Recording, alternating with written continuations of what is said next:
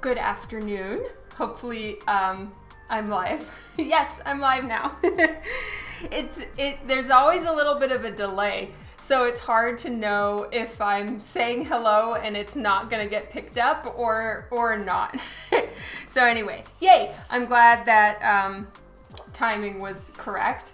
So today I am working on White Widow. It's a comic book by Jamie Tyndall and Absolute Comics. And I've been meaning to get to this particular cover. Jamie and I talked about it over a year ago now. So I'm really happy that I'm finally getting to working on it. And I sent Jamie a fair few different layouts, and he actually chose all of them. But we're starting with this layout, which incidentally was number 1. And I am going to be drawing White Widow in a little bit more of an angled, crouching pose on the top of a building.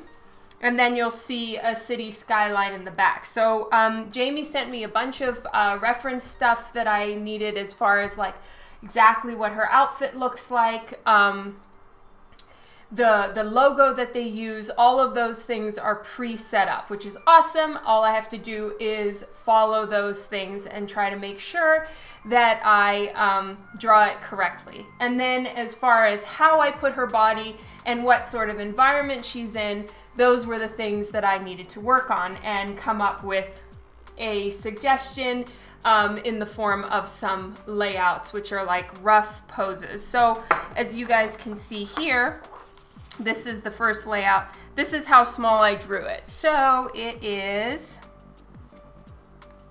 2.5 inches by 1 3/4 inches with all my scribbles included.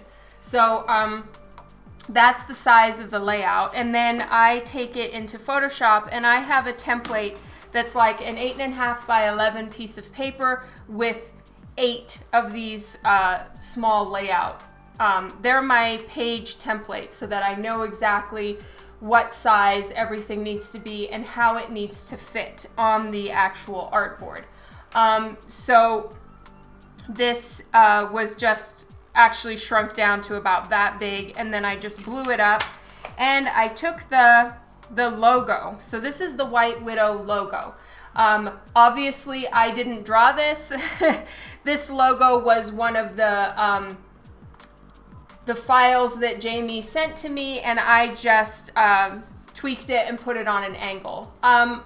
I'm not sure that I'm gonna leave that there. I didn't get that portion approved by Jamie. And guys, I see so many of you are here. I'm gonna say hello in just a second. So this part hasn't been approved yet. I just thought it might fill this space right here so it doesn't look too empty. And then it's got her logo in there. It's just an idea. And then this is my rough sketch where I just want some buildings in the background. So I haven't put in my grid yet or anything like that. Maybe we'll get to it on this live stream. If not, I'll work on it tomorrow. And then on Thursday, I'll be back for the final line art. Whoop, whoop. Hello, Wayne. Hello, Mr. E. Hello, Snow, Chris Baracco, Craig. Hi, everybody. Thank you so much for joining in today. As you can see, I'm just plowing through the cover assignments. So Monday morning, well, actually Monday afternoon, I finished the patch for the Zenescope VIP cover.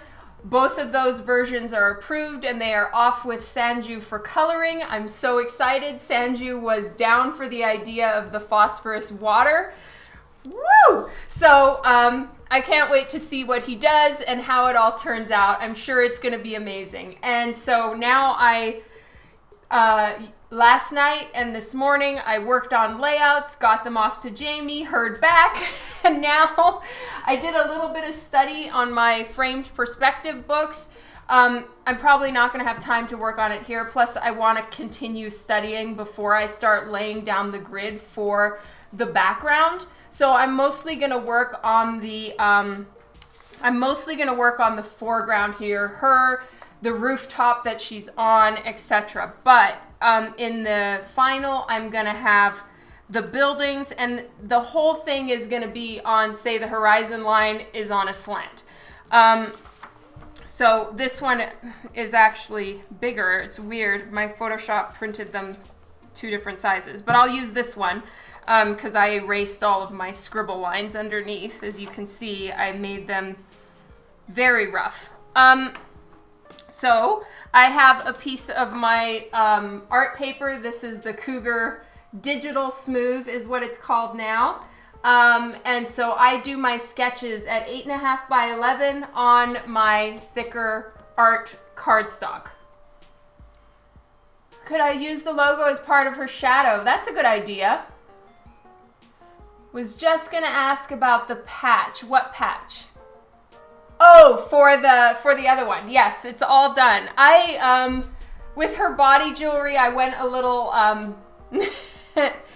not adventurous, what's the right word? I bit off more than I could chew. Well, obviously I was able to get it done, but it took a long time and was a giant pain in the hand. But yes, it worked out, and the layout, and the cover is off and approved. Happiness. Yeah, the spider is really cool. That I cannot take any credit for. That was designed by Jamie Tyndall, and he sent me a Photoshop file of that. Which, you know, with logos, you want to make sure that they are consistent and correct. So I just am going to straight up trace it. But with everything else, I'll be drawing it like, you know, a proper artist should. Hello, Levi. Welcome to the stream today. All right, guys, there is going to be a considerable amount of light boxing going on. I apologize to all of you for your eyesore that is going to be happening. All right, this is my art tape, and I just put it down on my gloves briefly to kind of take down some of the tack so it doesn't get stuck to my paper.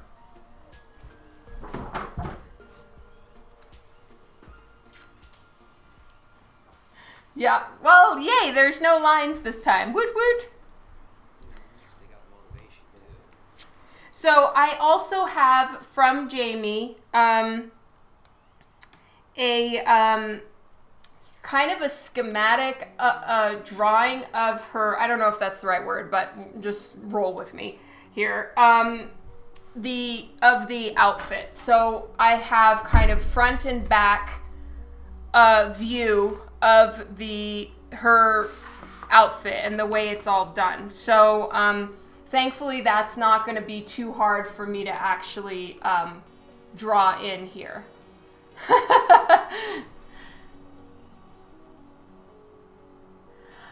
Yes, Snow, I did. I remembered that you guys were going to get on my case if I didn't scan my paperwork. So yes, I did. I scanned it. I called the doctor. I found out what email I was supposed to send it to, and it's off and done. I have an appointment. All is well. Thank you for taking care of me. You're amazing. Hello, Sporty Spice. Thank you. Okay, so it looks like because this is pretty simple and I've already worked out the anatomy-ish, I can trace this out real quick and turn off this light because I know it's a little bit irritating. So let's just get this in real quick. And I'm not gonna work on it too much of it right now. I will save all the anatomy fixes or anything like that for once I've turned off the light. So for now, I'm just gonna get the basic blocks of her face in.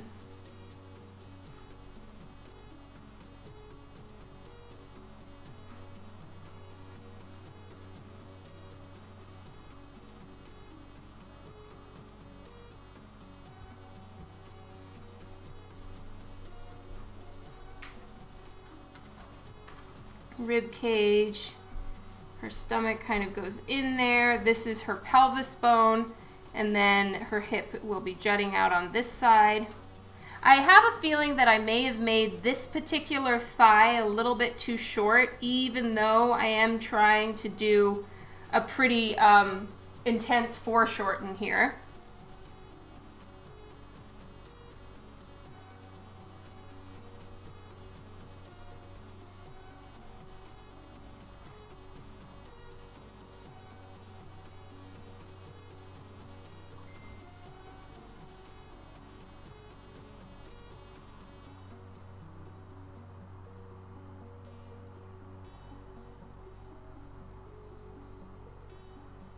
Okay, so here's the foot.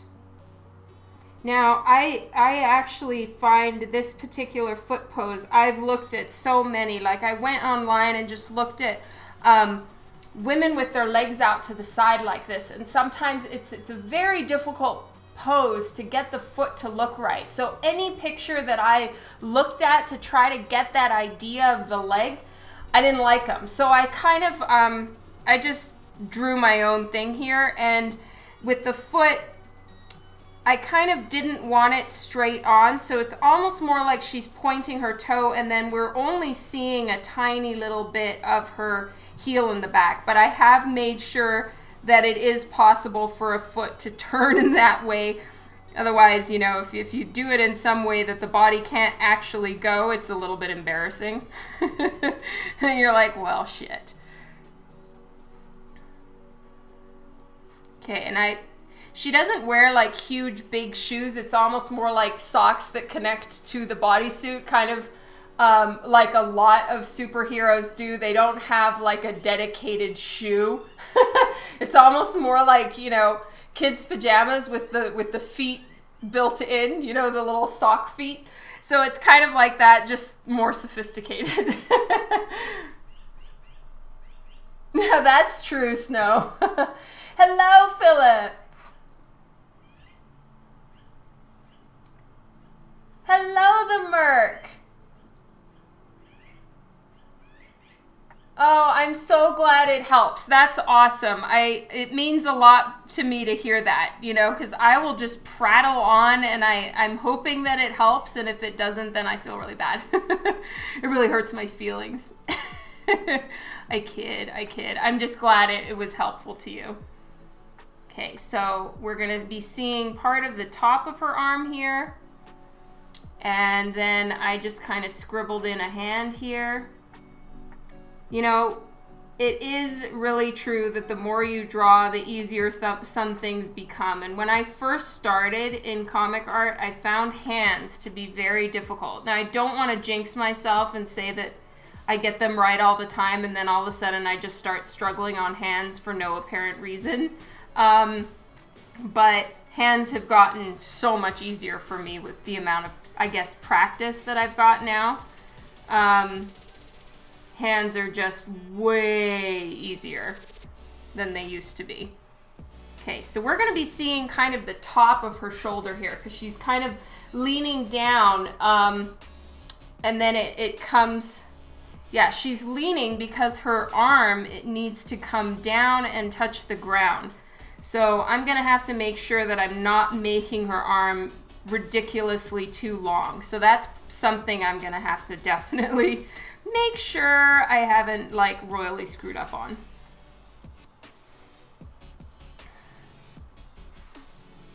Oh, that's awesome, Sporty Spice.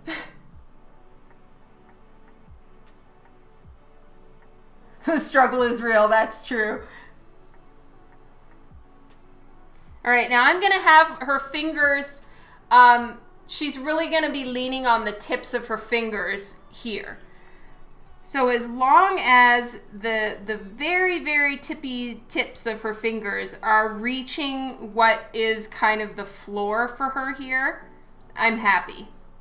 So I've just got, it's gonna be a very forced, slanted roof situation. So I've kind of got her on the top of one roof, and then there's gonna be buildings here. And exactly how I'm gonna do that, I'm going to set up a grid and get all of that done. And I'm probably going to use my favorite grid setup program, which is Procreate. So in Procreate, you can set the horizon line and all the vanishing points and move them around so that you've got them in the right place. And I really like Procreate for that. Honestly, I don't use it for anything else at this point besides the grids. But my daughter likes to use it for coloring, so that's awesome. Okay. And then I'm just gonna do my usual hair scribble. And I always start hair like this. So the Merc, you can see kind of what I do, which is honestly just tons of scribble lines. Now, one thing I noticed in all of my research with White Widow, perhaps there is a reason behind this and I need to check, but she seems to have two hair lengths, kind of the short bob style hair length and then sort of a mid-back hair length. And there must be some particular reason behind it, or maybe issue 1 she had short hair and issue 2 she has longer hair because time has passed and her hair grows like mine, which is like a weed. Who knows? But either way, I've decided if I can get away with it, I'm gonna make her hair pretty long because it adds to the dynamic look that I'm trying to go for. Okay, I know that I'm drawing like balls on her chest for her boobs. I'm not going to leave them that way, but it just helps me know where I plan to be mapping them out. So I had drawn one too far over, so drawing a full circle definitely helps me know where they're supposed to be and where like the wrinkles in her cloth or in the cloth of her shirt are supposed to be. I'm not gonna leave these like 2 beach balls on her chest.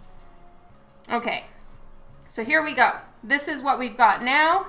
It's very, very rough, but now we can start refining everything. So I'm gonna zoom in a little bit just so you can see. And now we're going to get this finalized. It's so rough, oh my God.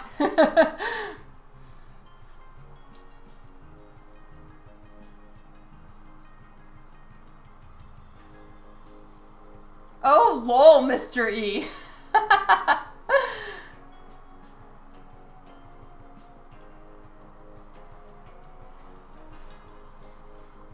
Okay, so now I'm just going to get from my reference folder that Jamie sent me, I'm gonna get her outfit so that I really make sure that I draw it correctly. The last thing I need is to draw it wrong. That would really suck. Okay. And sometimes, you know, usually you have to kind of look at multiple covers and multiple drawings of an excuse me, of an outfit to make sure that you get the details correct. Jamie actually has a full basically if a suit that was made was broken up into the pieces of the pattern, he has the pattern basically done. So you can, I think that he had that on Kickstarter when they ran it. And so I can actually see all the details as opposed to trying to like piece it all together from various drawings. So this is just fantastic.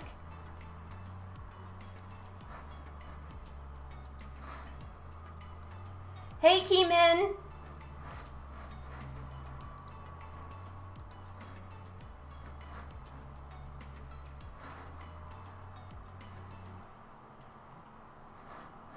All right, so I am checking this out.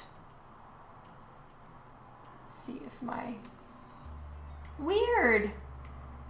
My post on Instagram did not post to Facebook. Bummer. I'm gonna share it now. Yeah.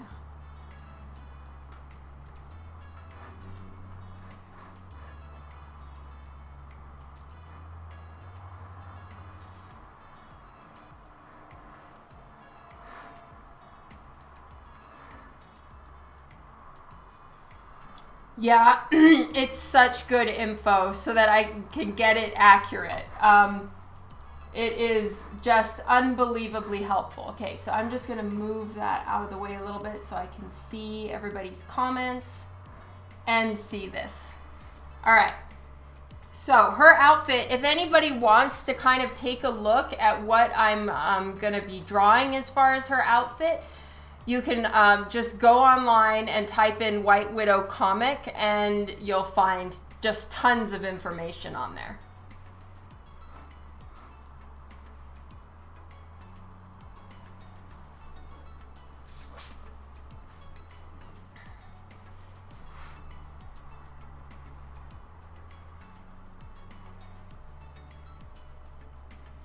So let's start out with her face.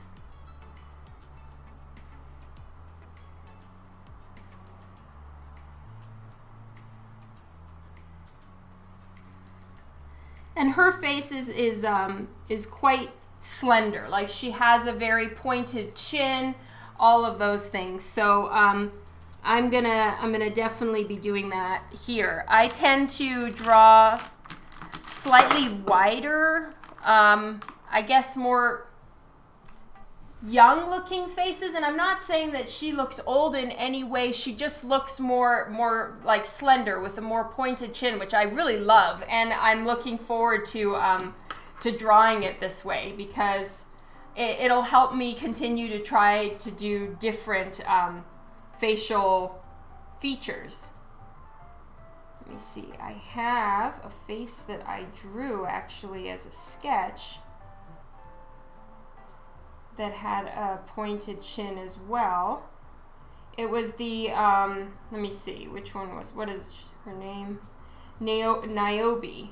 And I was really happy with how I drew the eyes, which I know sounds really weird, because generally you, like, artists are never happy with what they do, right? And there's some times that I'm not happy with how I drew the eyes and other times that I was. And so in this one, I really was, and the face is downturned. So I'm gonna try to emulate that a little bit and get that eye style in here. It's for a cover, Venom, and hello.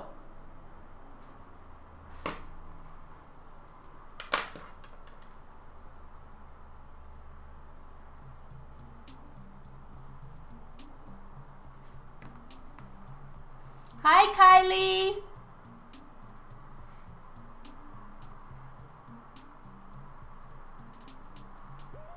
So I want her face to be clearly looking down. So she's got like a downward turn to her head, which means, you know, her skull would go up into about there. I sort of know where her ears are. All of these things help me make sure that everything is in the right place. Sometimes I kind of blow through the faces a little bit too quickly when really the face is the most important aspect, you know, how their eyes look, all of those things. So I really want to make sure that I get that part correct. The eyes aren't too far apart from each other, all of those important things.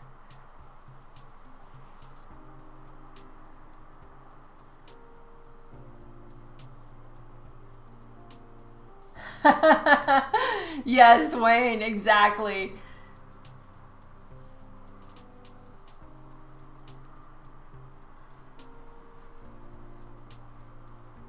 Oh, thank you, Kylie.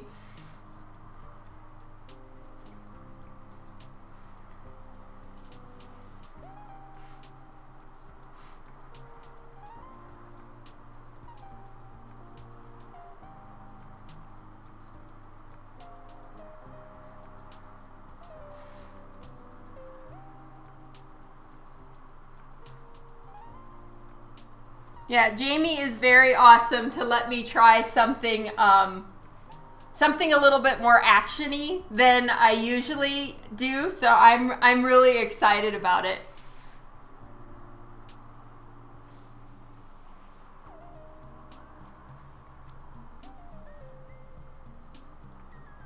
Okay, I think I'm gonna move her nose down a teeny bit.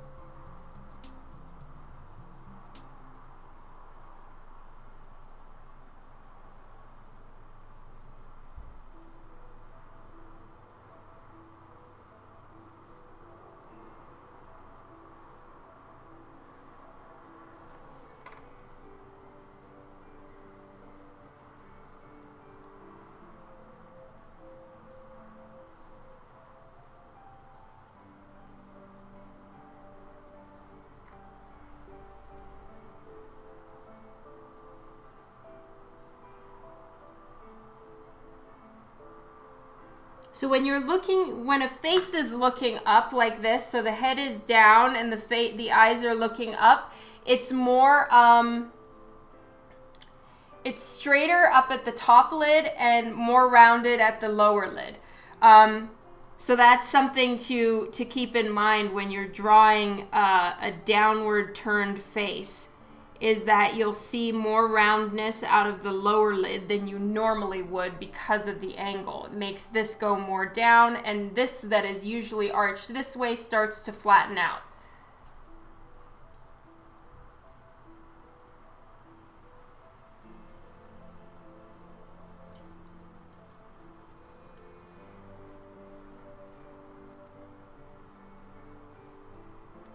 Okay, she looks very odd without eyebrows.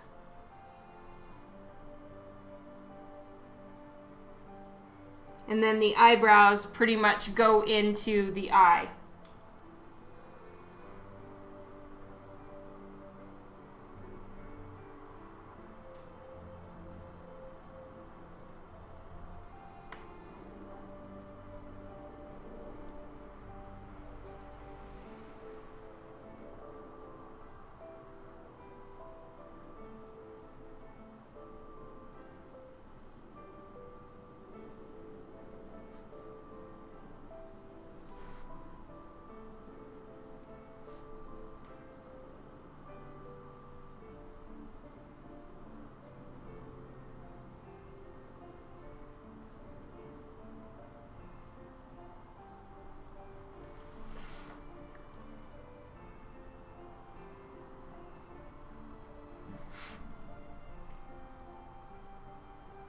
And I think sometimes her eyes are kind of glowing, and then other times she has normal eyes. And I believe it's determined by how her outfit is activated at that particular time.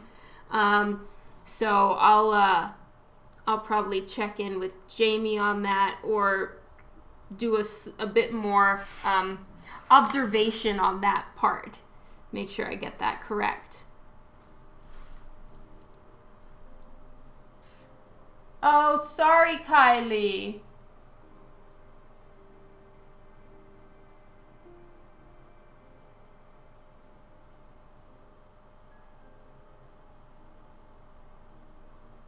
Oh, thank you so much, Wilkes. That's so very kind of you. I appreciate it.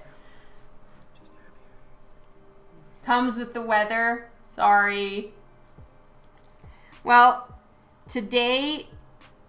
between today and tomorrow, it's the last days of school for my kids, and then summer break begins. So things are definitely going to be a little bit more hectic around here for me.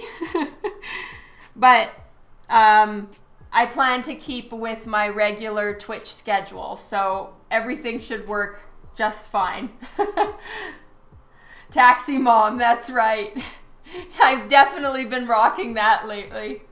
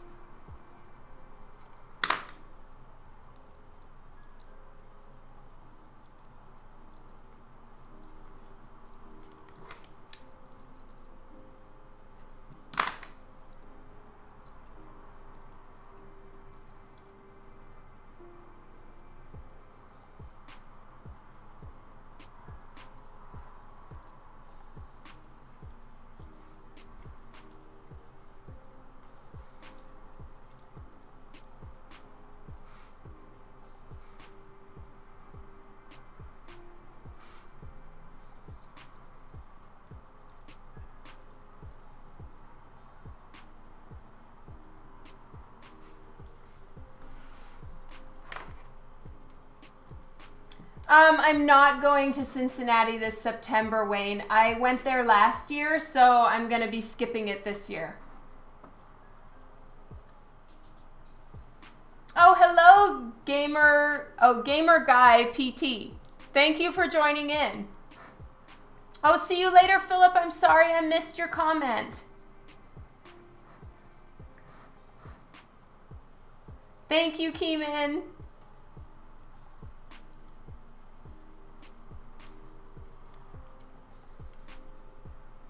Okay, I'm gonna bring her face down a little bit lower here.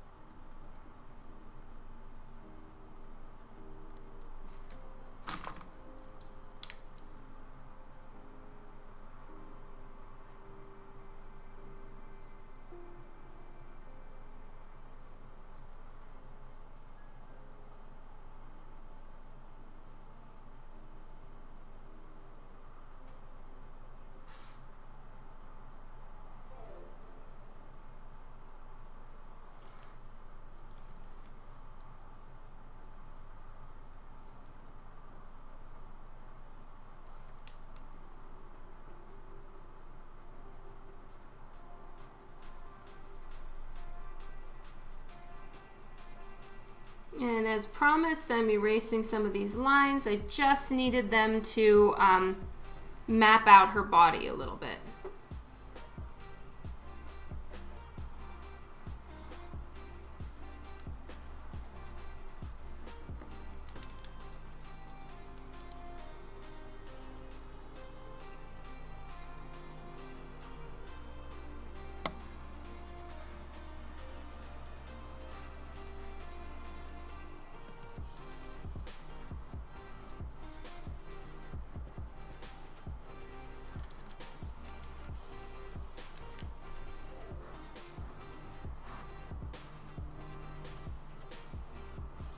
Gamer Guy, thank you for the follow. All right, what is happening with the...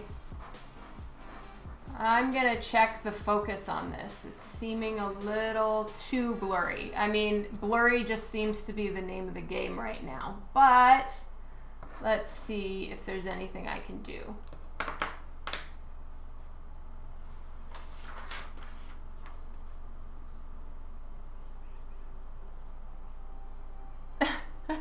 Thank you, Snow. Yo-yo, hello. Art, okay. Focus. Yeah, it didn't keep my focus setting.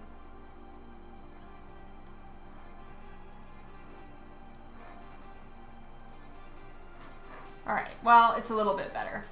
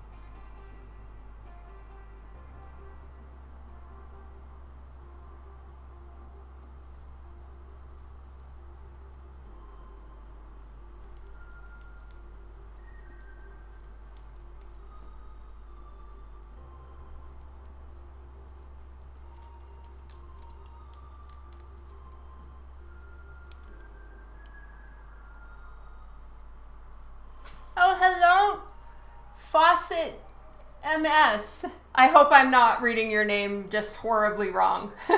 Thank you so much for joining in.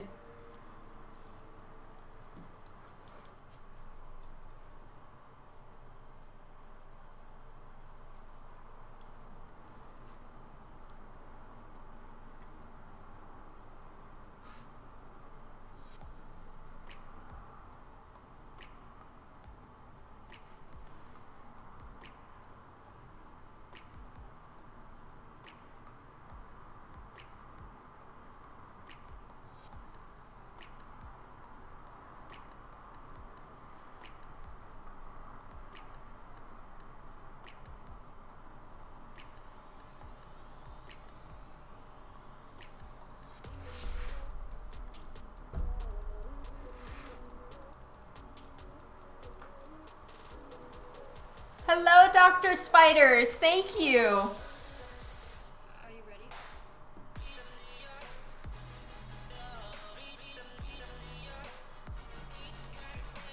Okay, her thumb was looking a little too double jointy right there.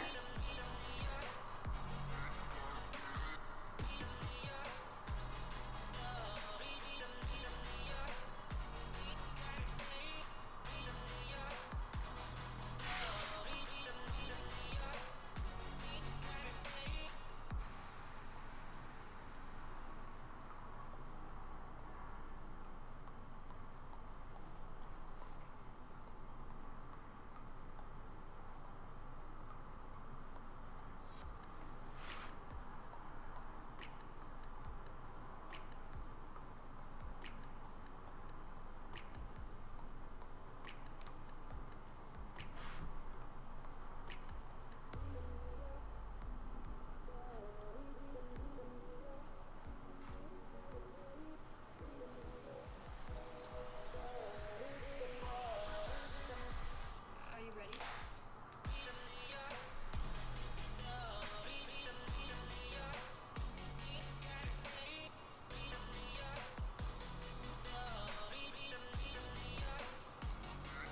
Okay, so this is where her kind of butt meets thigh, right here.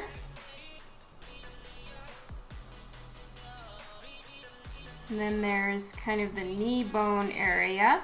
And because we're seeing this one slightly foreshortened, I am going to show, you know, that the knee, we're seeing part of the underside, or at least the flat forward facing portion of the bend in her knee.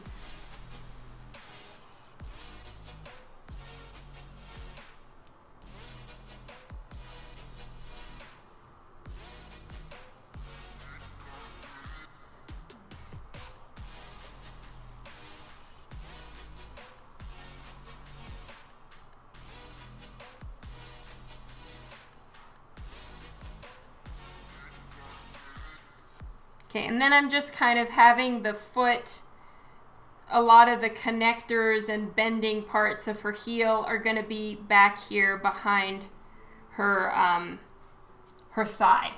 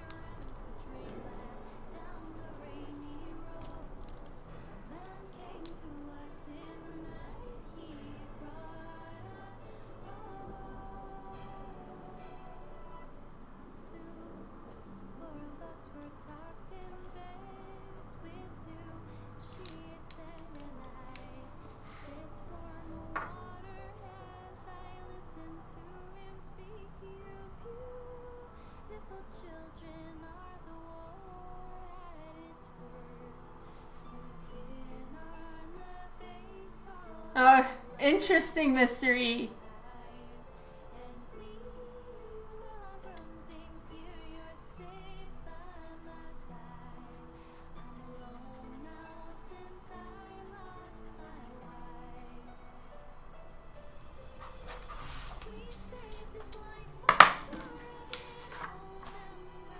I might need to make her head a little bit bigger. I'll see. Good night, Craig. Have a good one. Thank you for stopping in.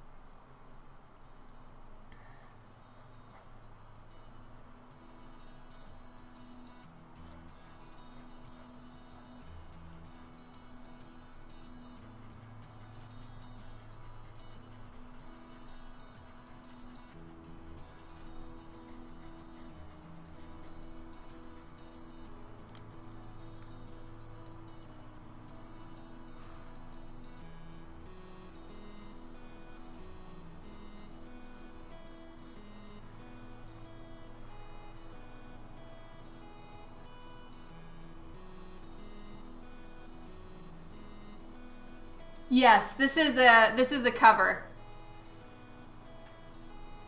Oh, thank you, Kylie.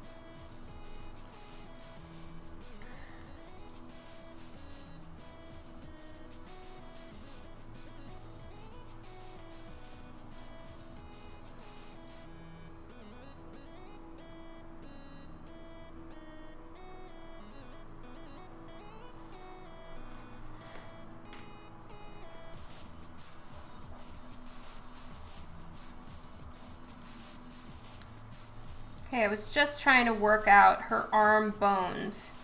And, you know, I draw much more muscular arms for females, and then I take a lot of the muscle out. Because it too much looks a little not feminine. But having those muscles drawn in really helps me like break up the body on where it's supposed to be exactly and all of that stuff. Okay, so then I want to bend her arm here, and then her fingers kind of splay out and then land on the base of the roof.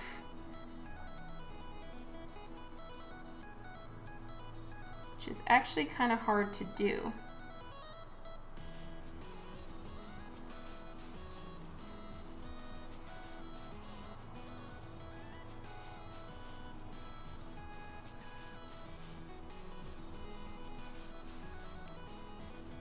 Oh, thank you, Yo-Yo. Hello to Artist Life.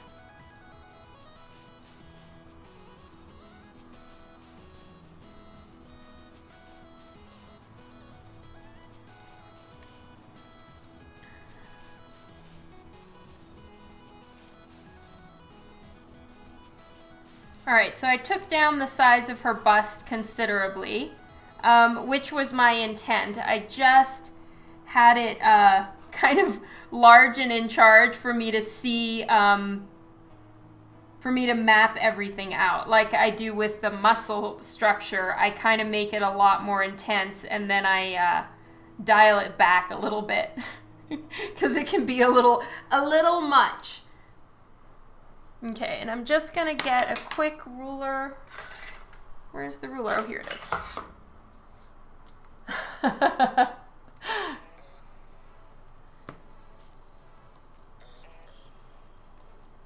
So once I pull this into Procreate and get like an actual grid put in, which honestly it's just, I use the Procreate because you can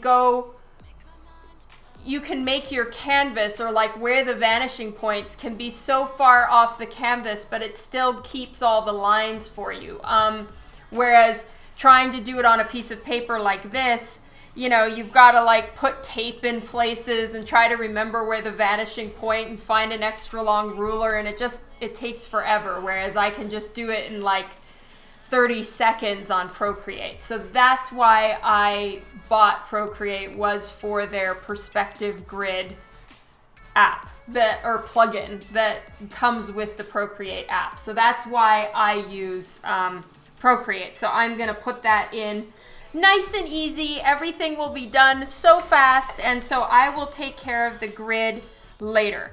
Her head is too small. I do not feel like redrawing it, so I'm going to just take it into Photoshop and go whoop and just give it a little enlarge.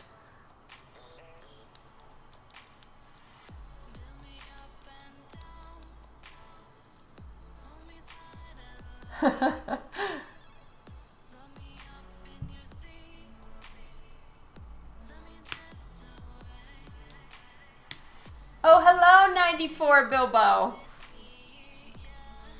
All right, so I can erase the back of her calf. See, I drew through here just to make sure it was in the right spot. But yeah, her face is throwing me because it's too small, I think. I mean, her body then just looks like it's taking over the world because her face is so tiny. And then, yeah, getting the head the right size is so difficult because comic size is not the right size anyway. So it's constantly tweaking with your head. Either it's like, I mean, you can just make the head smaller and all it does is make the character look more long and lean, which, you know, is very characteristic for comic books and comic book characters, but even then it can be too small sometimes. So I think that's the case here, but whatever, I'll fix it later.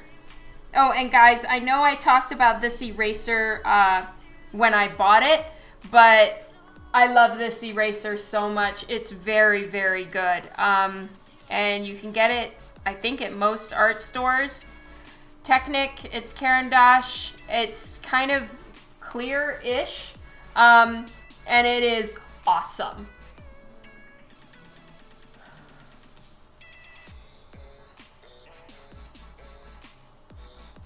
I'm gonna try Clip Studio Paint.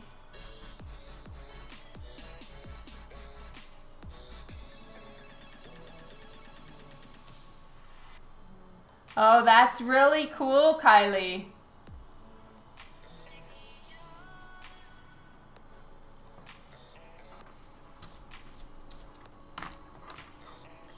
All right, let's move on to the hair. I wouldn't know, Palprad. No, Plaprad.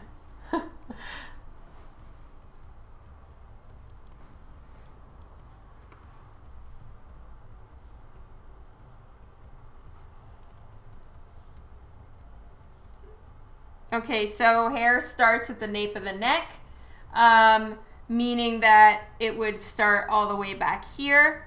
I want it to be flowing and blowing, but also going kind of up.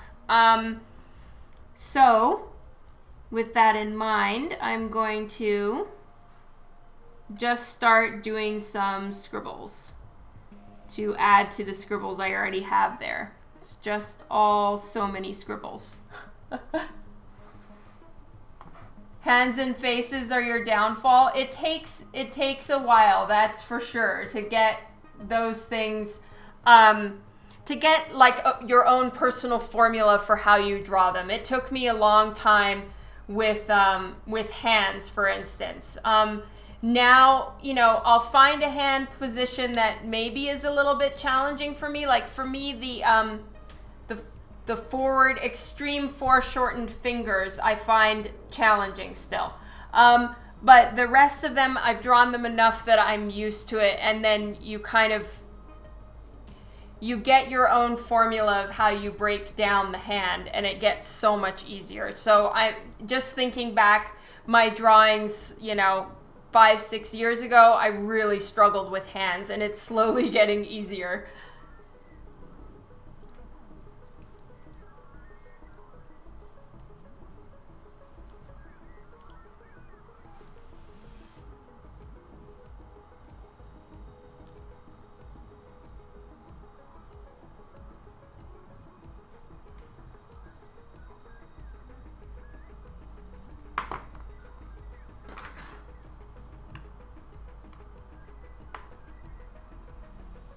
Yeah, I'm not a fan of doing hair either, Mystery.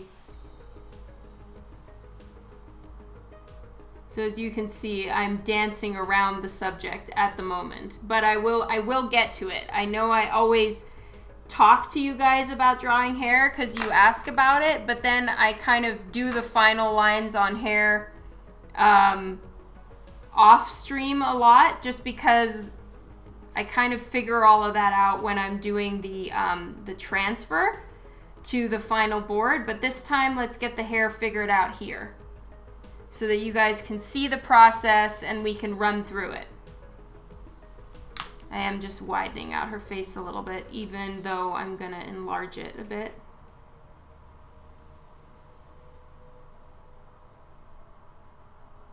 And I'm gonna soften out her jawline because it was looking a little too manly.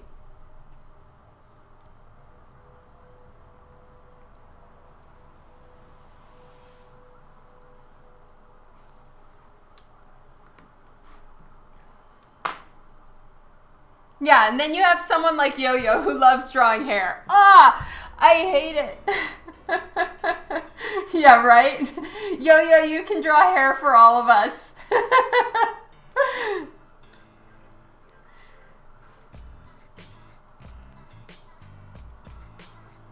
All right, and actually her thigh here might be a little long and her knee is coming down too low. I think that her calf was a little bit too short, so I'm gonna move up the knee a little bit, like so. There we go. Yeah, it really does.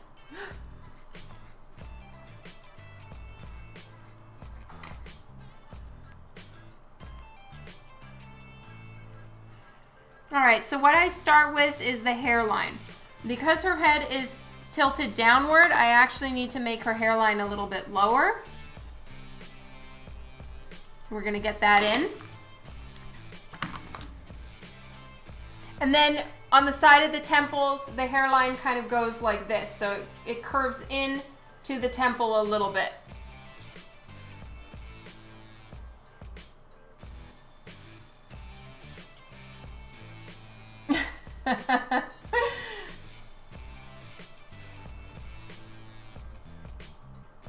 Yo-Yo's in for it.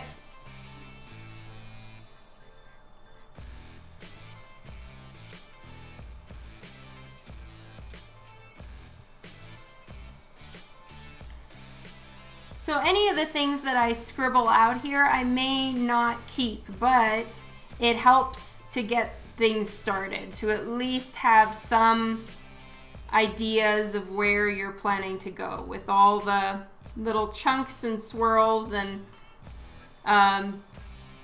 bigger portions of hair as well.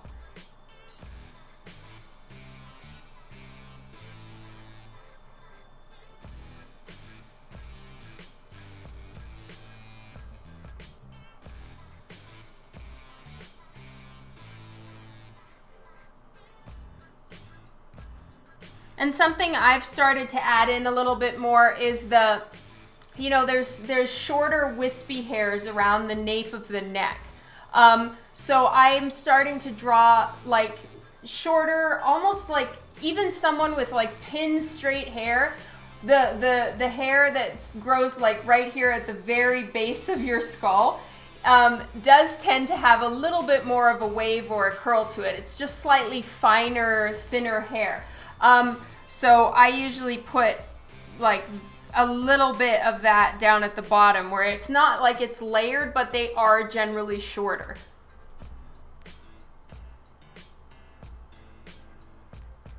Oh, interesting, Sporty Spy. So I'm glad you're enjoying it.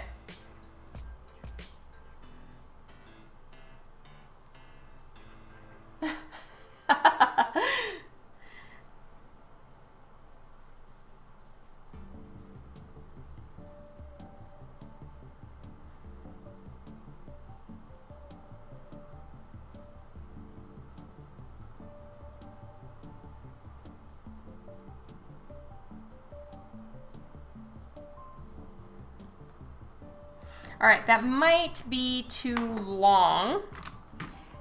All right, you know what I did? In order to force myself to remember to get a new kneaded eraser out, I threw away my old one because it was so gnarly. So here is a new kneaded eraser. I always have a few backups because I live with these things. So here is a brand new one. Whoop, whoop, we be fancy. Oh, it doesn't have the price on this one, but I think it cost like under $2, I think, for this. And it comes in a nice little plastic case. It's by Faber-Castell, and this is by far my favorite kneaded eraser. I've gone through so many different varieties, and, you know, so many artists would talk to me about how, you know, they can't, one of their can't live withouts is a kneaded eraser, and I've hated all of them because they leave like this funky ass residue on your paper. It's kind of chalky and gross. And then this is like a lint / gunk magnet. And if you're planning on using it to like clean up your artwork, it's the worst, right? But then this one comes, for starters, the texture is amazing. It doesn't leave any gunky ass stuff on your art. And then it comes in a little plastic box. So I cannot recommend this particular kneaded eraser brand highly enough. Best kneaded eraser on the planet at the moment. It's the best, and it's cheap. So it's the best of both worlds.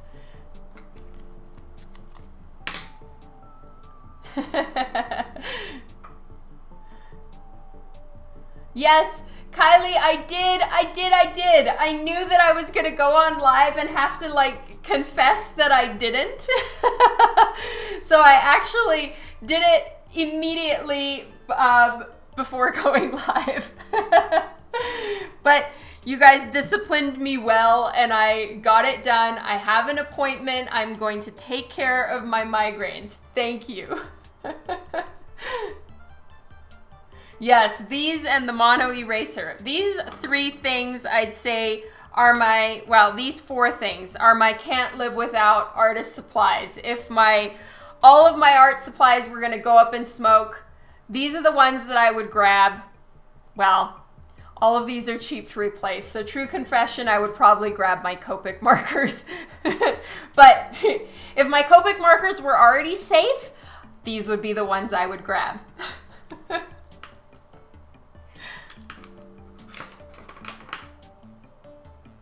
Well, obviously my kids and Sherlock and my originals, so that was just a really bad analogy.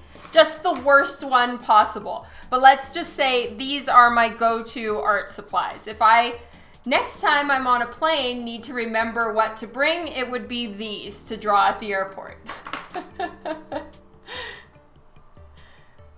Hello, Dos Quesos. Yeah, awesomely expensive. True story.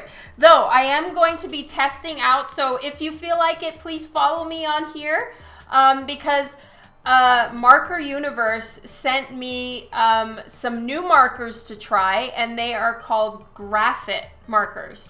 And apparently they are just as good at blending as Copic markers and considerably less expensive. And they're refillable and all of the above. So I'm going to be testing those out very soon, and we'll see what they're like. Yeah, I'm still packed, you guys. I'm ready to go at the drop of a hat because I haven't unpacked from my con. Yes, I won't forget pants. I almost did it again, Juan, to go to Heroes. I had packed everything up and was like, oh my God, I forgot my pants again. And I didn't have the heart to tell you guys that I nearly did it again. I don't know what it is with me and forgetting pants.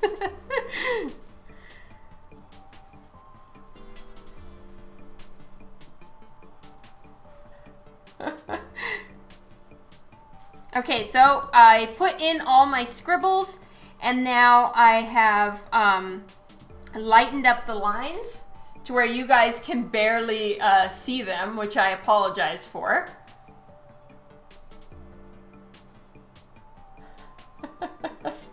Yeah, I know. I think that's the thing, is that, you know, my pants are a given. I'm going to, like, all of my outfits are surrounded around my yoga pants. I mean, I wear my yoga pants under a dress. That's just, I live in my yoga pants. It's very handy that as girls you can literally wear yoga pants all the time. At least I do. And if someone's going to tell me that that's not okay, well, they're welcome to their own opinion. I live in my yoga pants. And so everything is planned around my yoga pants, and so I think that's why they should be packed. They should always be packed. It's all about the freedom from pants.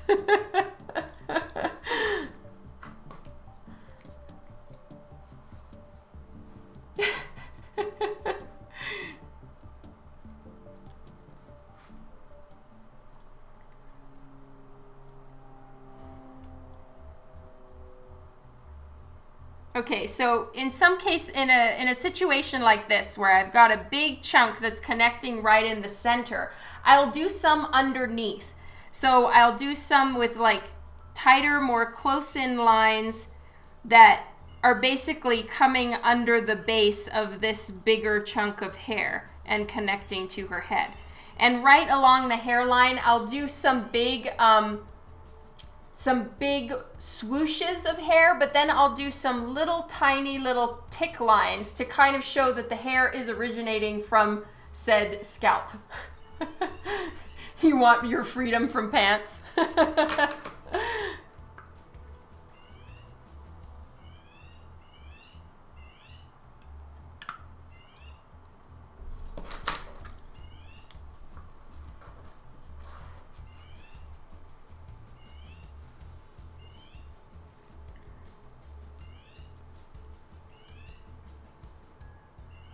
And generally hairlines, you know, not everyone's is perfectly even or whatever. Mine is just a disaster of a hairline. But since comic art, you can kind of make it a perfect little world, it does come to a slight point right here.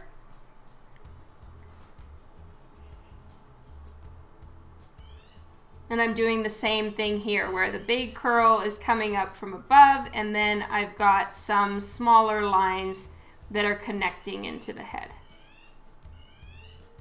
We have got some very aggressive birds going on this spring, summertime. They are so loud, and they're just right outside the window. They're quite obnoxious.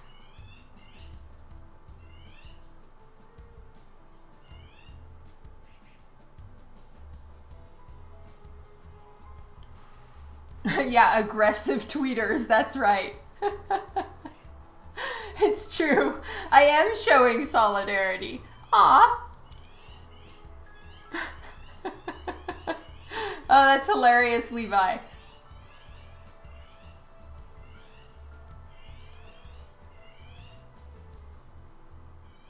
Okay, and then here they all kind of go into smaller little wispies. I do have a slightly hidden ear.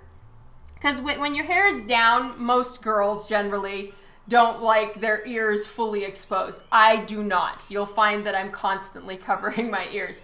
So the hairline usually covers half of the ear, especially with hair down. So I generally do that. I'll cover about half the ear because there is all of this hair, which on a girl with long hair, you know, they are longer than short little like sideburns, you know.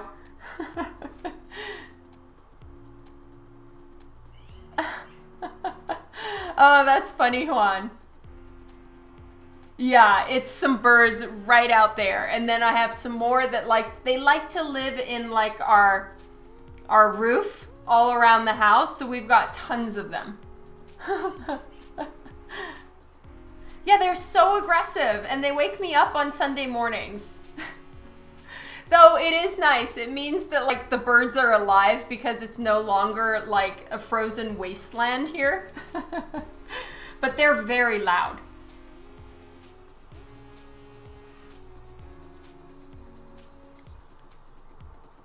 All right. Now here I'm gonna have some hair, but then a whole chunk is kind of coming off from her head. And it's going to be a little bit shorter. Now, granted, I may, you know, change a lot of this stuff when I do the final. But that's the beauty of being able to work on it in a sketch is you can kind of draw it, let it sit for a few hours, and then, you know, if I don't like it, then I've got a do-over chance. Woot woot. Yeah, nature's got me covered. That's right. Yeah, my 2.5 months of birds. True story. Yeah, you think it's a little deep, Kylie? All right, let's give this a shot. So erase up a little bit.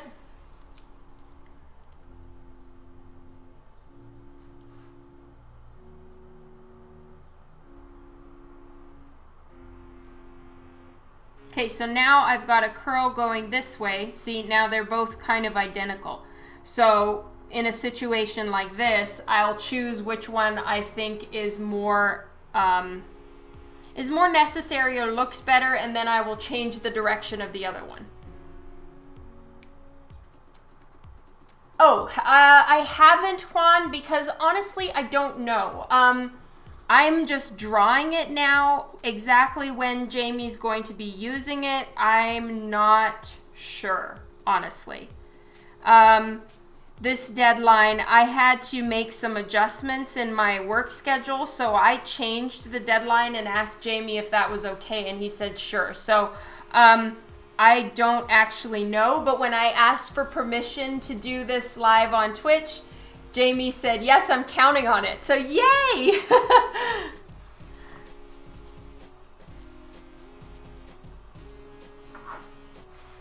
Yeah, these ones are kind of like crows with a slightly different pattern, but they look exactly like crows. I should find out what they're called because we are surrounded by those birds. They're the size of a crow.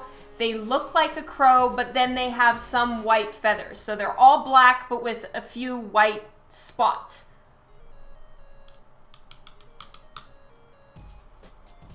Yeah, and then I have two other covers that I sent to Jamie, two other layouts that I sent to Jamie, and he wants all of them, which is super cool. So now whenever I have time, he wants me to finish those other two. And then, you know, for me, getting the layout is the most emotionally charged situation because that's when I doubt myself. That's when I worry that it's lame. That's when I'm like, oh my God, maybe my idea is bad. That is when I have all the artist related temperamental style emotional issues. So,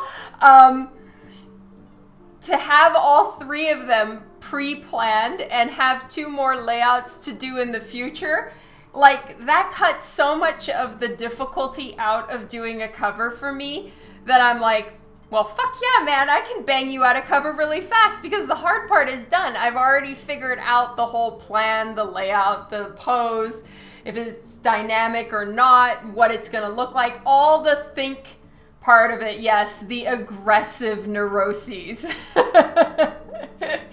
is all handled. So then I can just la-di-da, float along, do the draw, have a happy time. Drink a Slurpee.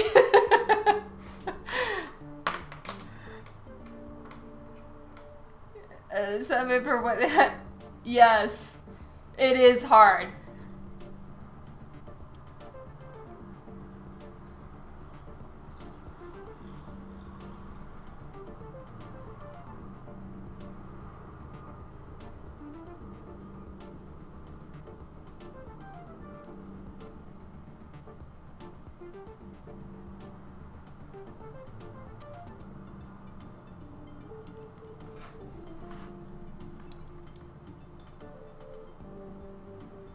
It sounds like the Colorado State bird. Oh, really?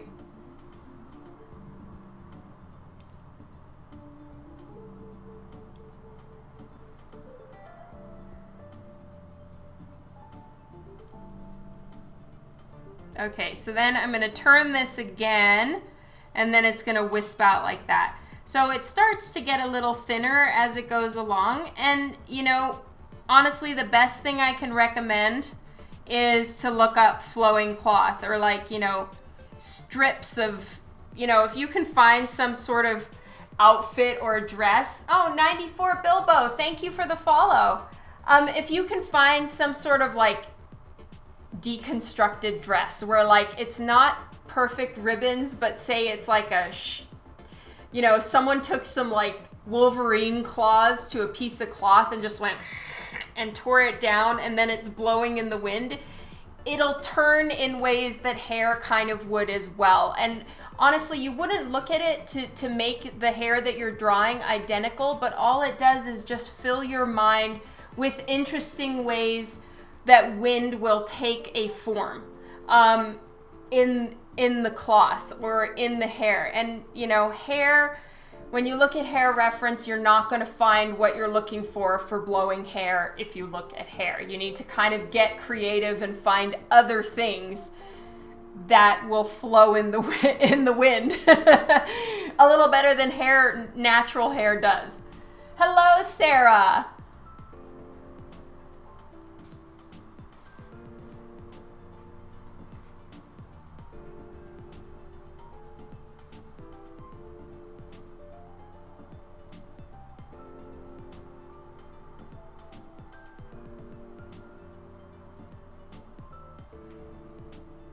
All right, I made the hair too long. It was kind of, I will kind of go instinctually into your average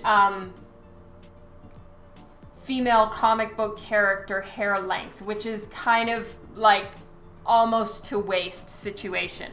So hers, even when it is drawn long, it's about mid-back. So I have to stop right about here. And I need to, like, you know, rein myself in a little bit, because I will go to what I instinctually always draw when I'm drawing a long-ish haired character.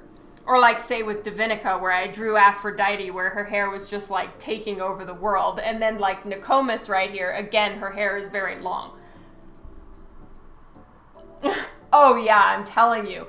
My physical therapist told me my hair is past my waist by about an inch or two, and my physical therapist, because I go for like neck, shoulder, artist problems, she was like, your hair could be a problem as well because of the weight. And I'm like, damn it.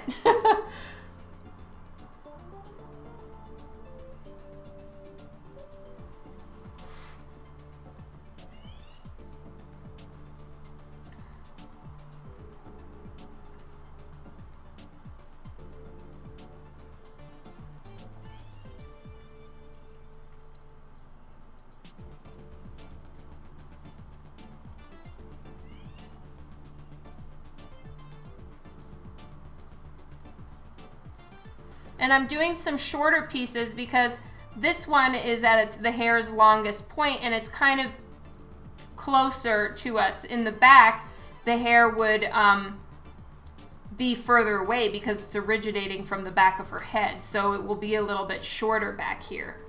And something I'm working on in my drawing of hair is to push it beyond that one-dimensional length, to give it a little bit more body and weight, as opposed to, now of course I don't want her to look like Medusa because I'm not drawing Medusa at the moment, but I do want it to have a little bit more going on than just, you know, everything is exactly the same length and all of the hair goes to this one tiny little spindly point off to the side. Real hair isn't like that. Oh, ink splat. That never happens. I am like Bat Joke said a little before he was helping me describe myself, I am aggressively neurotic when it comes to my layouts and starting a piece. I get the blank paper blues bad. So it takes me a while to start getting inspired about something. I am not someone that's just like exuding confidence. That grows in the piece once I'm like, okay, maybe this isn't so bad, but you know, what if it is? And I'm like one of those people that's just riddled with an aggressive amount of self-doubt. So, you know, I don't want you to feel that I have that because I don't. And, you know, don't expect that from yourself if you're starting to draw and stuff like that. I know that these words can sound a little bit empty because it's so easy to be like, oh yes, well, I struggle too, and then it looks easy. Well, it always looks easy for everybody else, you know? And it's not like most people will take to Facebook and be like, oh my God, I'm having such a shitty ass day and everything I draw looks awful. But I could definitely say that quite often.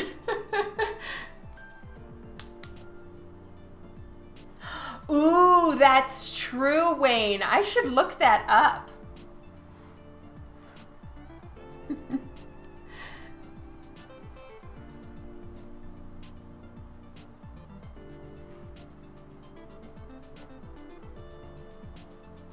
I haven't seen 300 in years.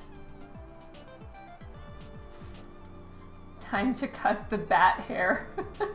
Lol.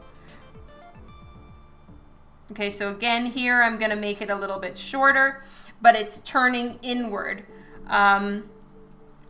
towards this basic point right here.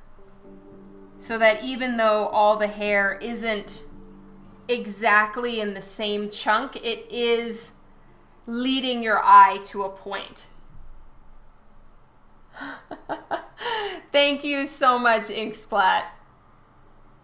It takes its time, and you know, it's once the piece is moving and you kind of have a plan and it's working, yes, it's a little less emotionally traumatic. But at the initial phase where you're trying to like get yourself going and, you know, decide, for me the main thing is I'll have like so many different layout ideas, and the hard part is picking one and deciding and being like and having the confidence to make that decision. That's where I'm a little not the best, and it's something I'm working on. Like for White Widow, I drew tons and then decided on 7, I think, and then from there I broke it down to 3. So you have to kind of continue like editing what you're working on and kind of culling out the ones that are not as good as others. And you know, the layout is the most important part, and so all I'm addressing is the like, I don't start a piece and know it's gonna look good, but thank you for thinking that the final ones do.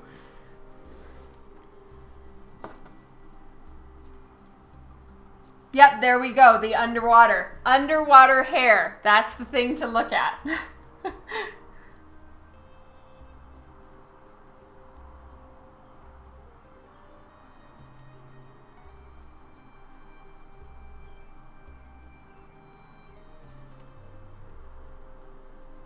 Okay, so now it's a little bit more worked out, and I'm gonna do a cleanup again.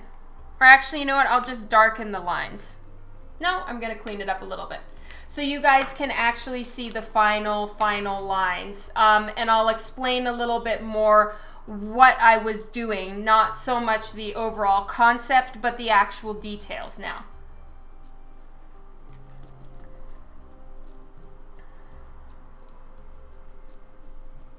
And let's really get into it on hair here.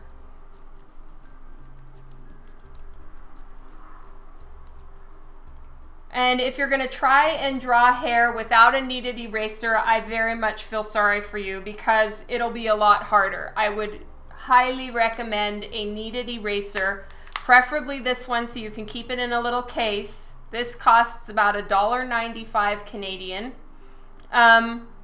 So even less American. It's a Faber-Castell kneaded eraser, comes in the little case like this. And this is definitely something you should invest in. And by invest, I mean less than a cup of coffee. So anyway, get yourself something like this so that you can level your sketch lines. I do feel sorry for you, Mr. E. Okay, so here we go. Let's start darkening these lines. So I've got a nice big chunk of hair right here. And something I like to do is kind of, even though I've got a large chunk, I will break it up. So like the line kind of goes to here, but I've added an additional one right there. Let's add another one right here that's not going all the way to the end. It kind of trails off like that. And that definitely looks more like hair. And then I've got a few underneath. And the main thing that you want to remember is to not keep all the lines equally distanced from, I don't know if that even is the right word, but anyway, you don't want all the lines to have equal distance from one another. Put some really close together and then leave a bigger amount of space and then do another one that's like close but not as close and just kind of break it up like that. It really helps to make hair look more natural. Oh, they're $1.45 at Michael's. Yeah, so cheaper than Canada.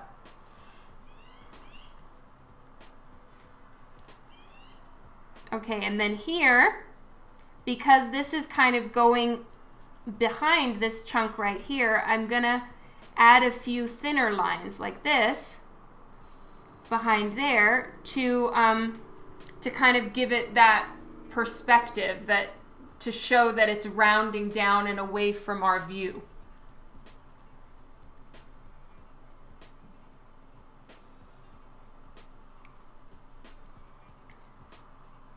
So here's the big chunk, but it doesn't go all the way to the end. I've left a little break right here with a short tick line. And then here it's turning. And again, there's a few underneath. It's turning again. But I'm going to bring that piece completely over. Have this one be a half Z line. And I'm going to treat this one kind of like a twirling piece of ribbon. So it's going to kind of curl over itself. And that curls like that, and then it goes over. And then on the ends, I'll usually do a couple stray hairs. So even when I'm finishing up a piece, it'll have its main form, but like when I'm doing a commission with Copic marker, for instance, I'll take the brush tip of the Copic marker and do some like random little hairs sticking out here or there, just so it doesn't look like plastic.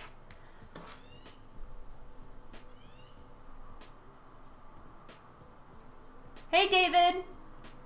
Hey, oh, Devin is here too.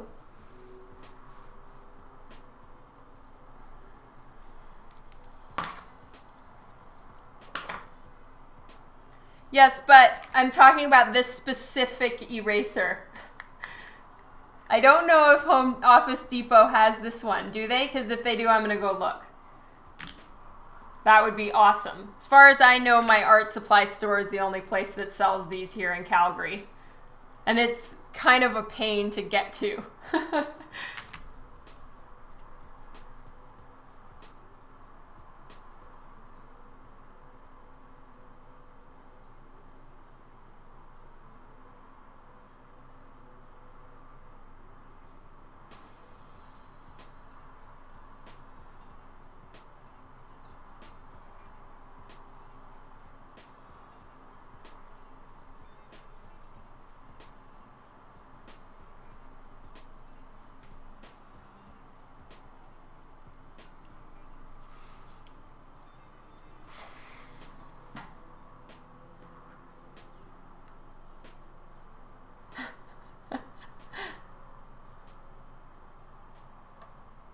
The day dawn order. Yes. I probably am gonna need to. Just order a palette of those erasers. They're the best.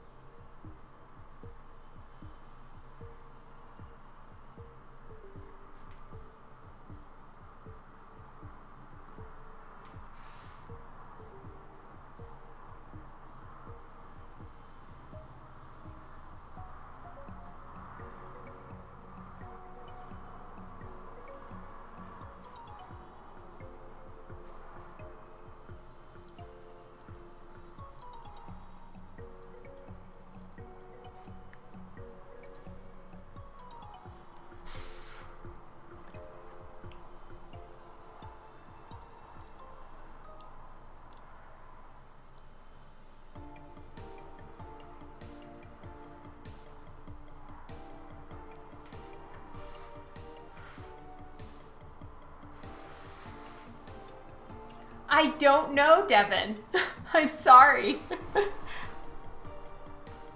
Oh, I see what you're saying. It's not a store variant. It is for the actual White Widow, but exactly what Jamie's going to use it for, I'm not entirely sure.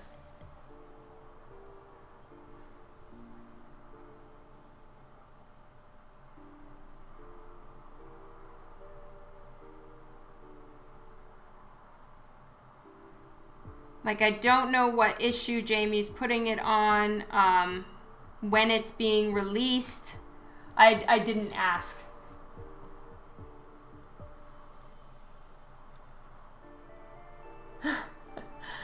That's awesome, Snow.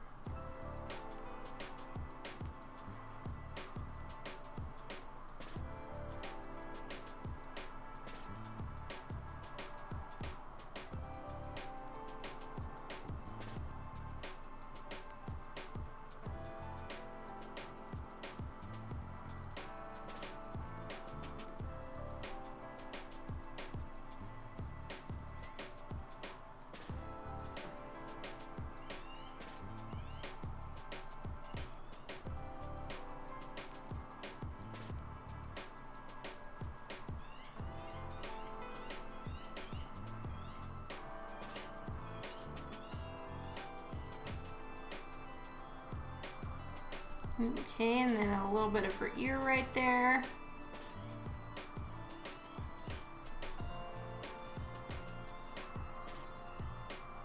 Oh, thank you so much, Devin. I really hope it is. I think so.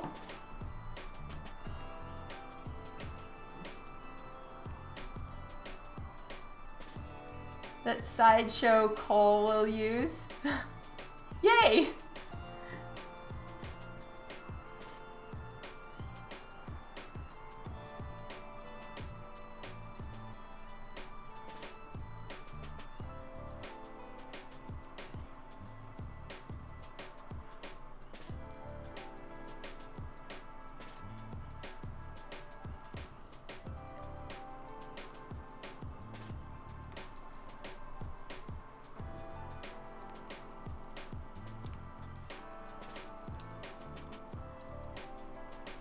Okay, and then I'm working on the last few little bits. All right, so one thing I did here that I want to tell you guys about is a lot of times I'll do a big curl and then I'll have a smaller chunk of hair it stops before the big turn in a larger piece of hair. It just seems to kind of, I don't know, make it look a little bit more natural or something. And, you know, me sharing my methods of doing hair, at least where I'm currently at, I don't in any way intend for it to seem like I actually think I'm all that good at drawing hair, because I don't.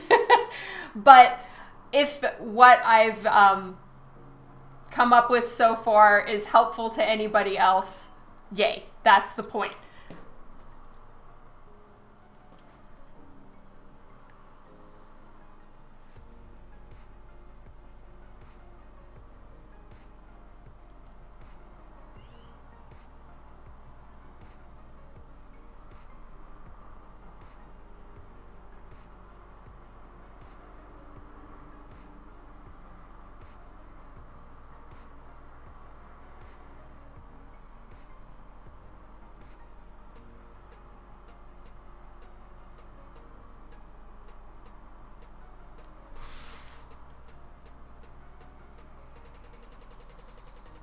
There we go.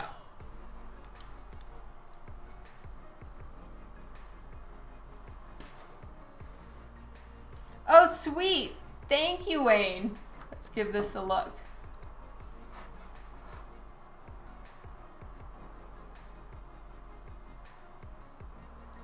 Nice. I saved that aside. Thank you, Wayne.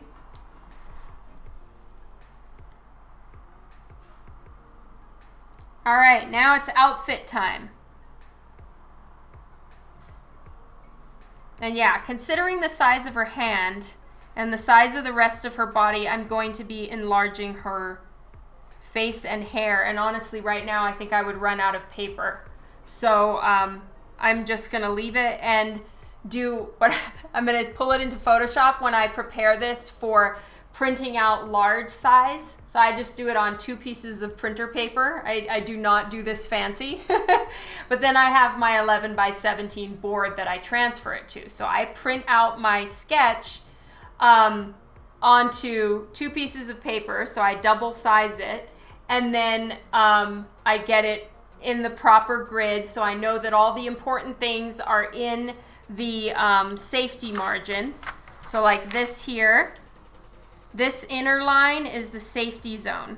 This is where the cover is going to be, because covers are always, the art is all the way to the edge, but the paper can't be printed all the way to the edge, right? They need the rollers of the press have to be able to pick up the paper somewhere, right? So it's printed all the way, and plus a little extra, which is this. This is the extra part. It's called the bleed margin. It will be cut off. So anything that you draw there can't be important. This is where everything important needs to be. So look, I've got her toe right on the edge right there. Because if I go any further, it could potentially be cut off when they trim the book down to size. So this is like a very important component of comic art, is that you have to keep it within these certain margins. So I place my sketch in the margins again, make sure everything is right, and then I print it out. So what I'm going to do with her head is I'm going to take the lasso tool, and I'm just going to go like this, and I'm going to go whoop and enlarge it a little bit.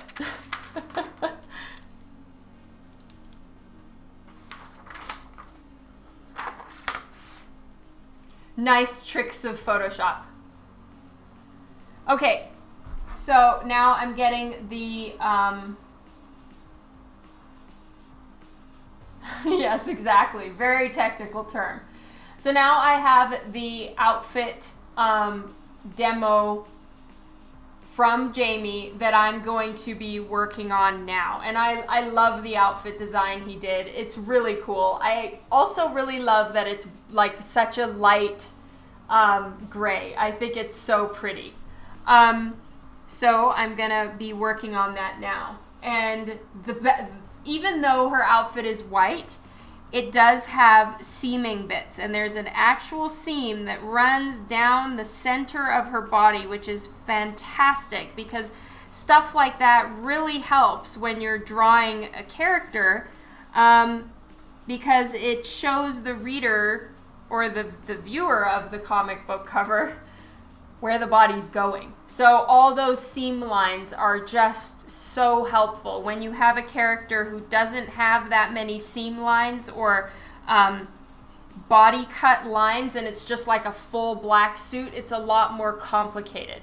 So hat off to like a lot of the artists that work on characters, like some of Black Cat, Black Cat, for instance, Catwoman.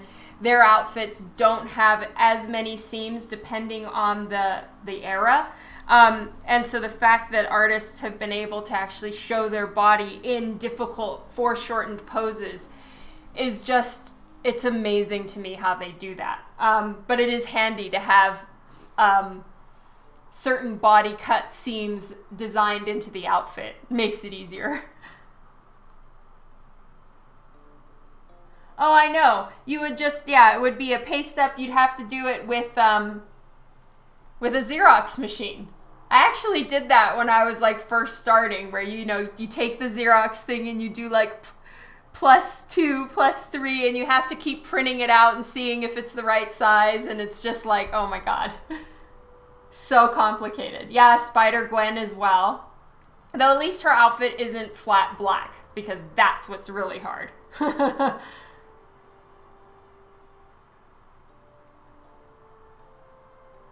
Okay, here we go. Let's get some more of this in there.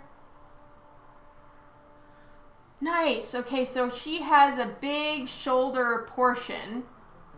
Oh my God, that's gonna make this whole part here where she's leaning forward so much easier.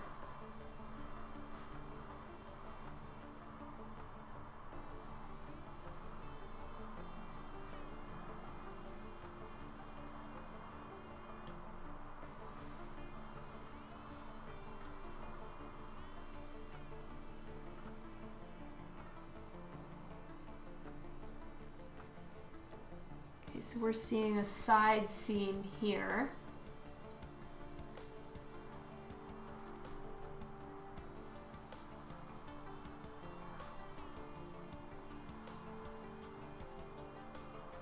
Well, everything just went black for me. That's odd. Hello, Firebird.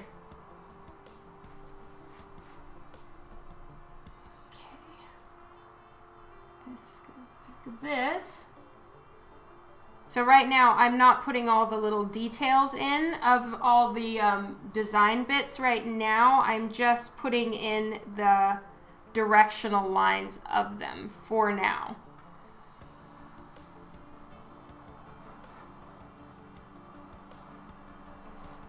Oh, that's awesome. Thank you so much, Sporty Spice.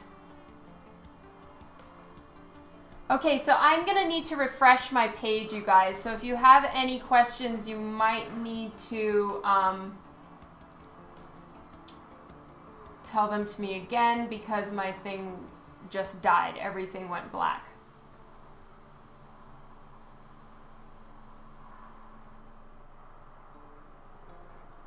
Oh, wow, really? That's interesting, Wayne. Yeah, it happens sometimes.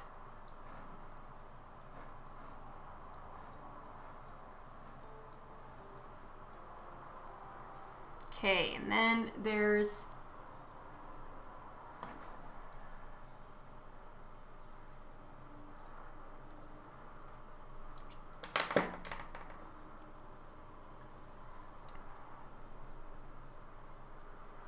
all right, so she has a full shoulder design thing put in here, which is amazing. Yay.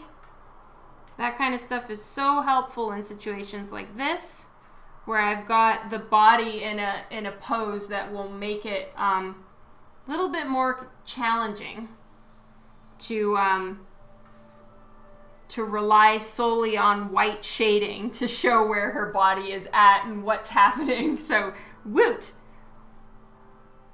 Go, Jamie, for outfit design.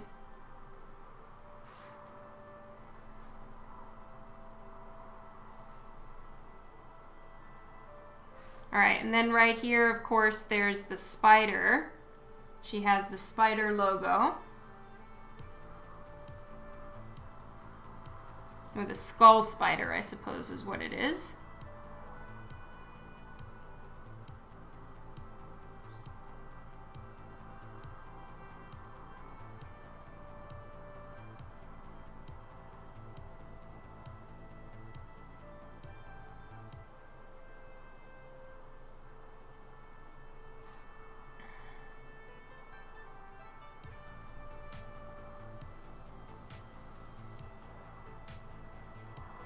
All right, so I'm just roughly putting in that spider for now. And then this is a seam.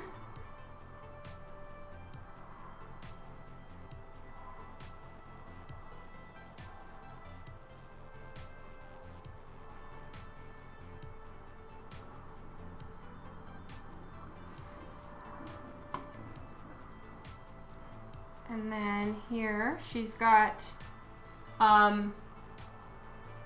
a red, kind of like a Black Widow mark right here.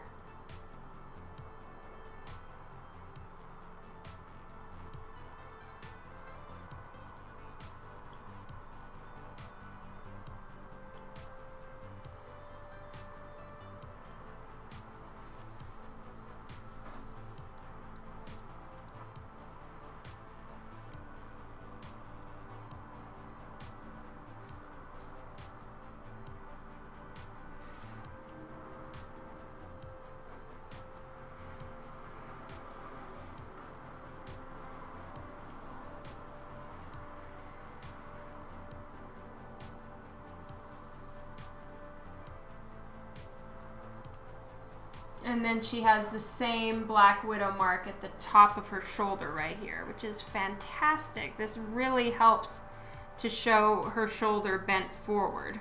It's kind of because her arm is like this, it'll all, you'll see the full logo, and then that helps to show that it's coming forward like this.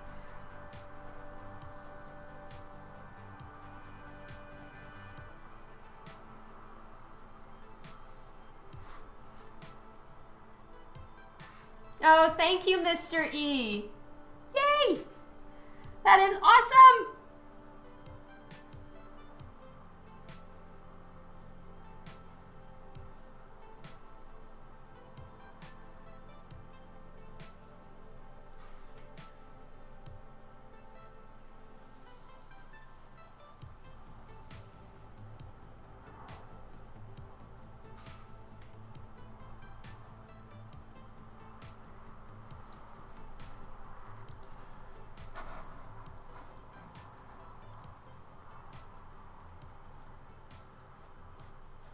And again, the line down the center just helps so much.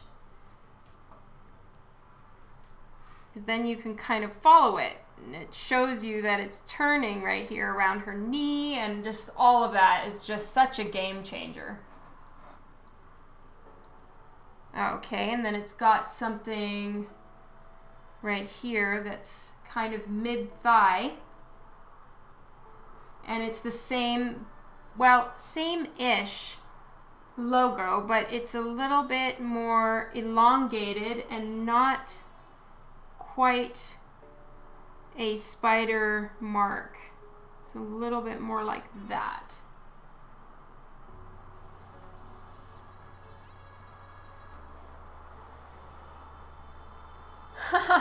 Thank you so much, David. Yeah, it really does, right, Mr. E? It helps so much. And that's just, you know, brilliant design on Jamie Tyndall's part to think of those kind of things. And it makes such a difference to then drawing it in more action-y poses or something where there's foreshortening involved. the sun is right there again. So I'm gonna be stripy for the rest of the show. But yeah, that's putting thought into having to draw this in multiple different ways by many different artists and what will be the best and most helpful format while also still looking super badass. So like major hat off to Jamie. Okay, so then the line will come down here and then turn. So we're seeing the front of her thigh right here. And then it goes down like that. So again, we would see that same thing. So here, these are just perspective lines for me on her thigh to make sure that I've got everything turning the right way. Here, it's kind of going to be more straight on. Like that. But it'll help me know where to kind of put that other one. Okay, so I'm going to make it a little bit higher up on her knee because it's not as foreshortened. But from the top of the knee, I've got it that far away. So from the top of the knee, actually it would be about here. Same logo design. There we go. Hello, Cage Kaizoku. Yeah. I guess a lot of artists are drawing White Widow. And it's my turn. Whoop, whoop.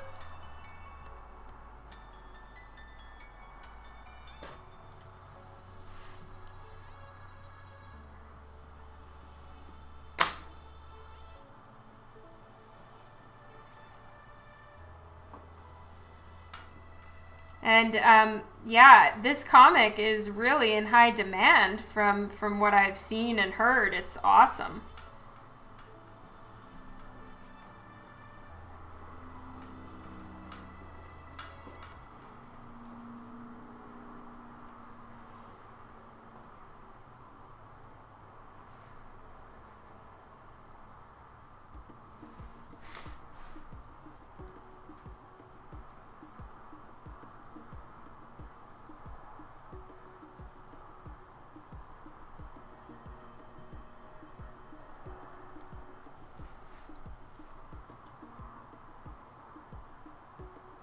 Yes, that's I think what I'm looking at here, David, is the pattern for it. So it's like it's opened up and laid flat so I can see every portion of it, which is so handy for drawing. Yeah, and I've actually seen at conventions lots of people wearing this outfit. It's so cool.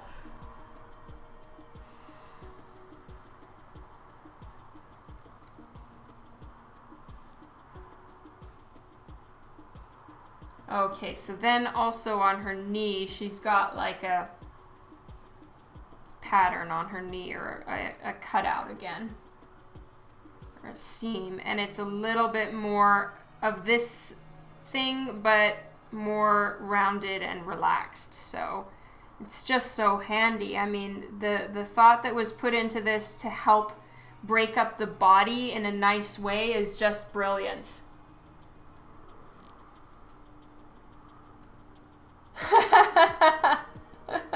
That's amazing, Snow. Thank you, Firebird. All right, you guys, I'm really sorry about the light. Let me see if I can turn it the other way. Yay, it's not in my eyes anymore. Whoop, whoop.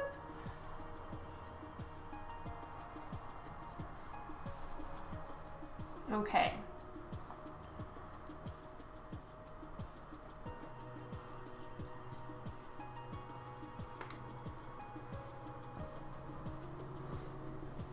Thank you, Keeman.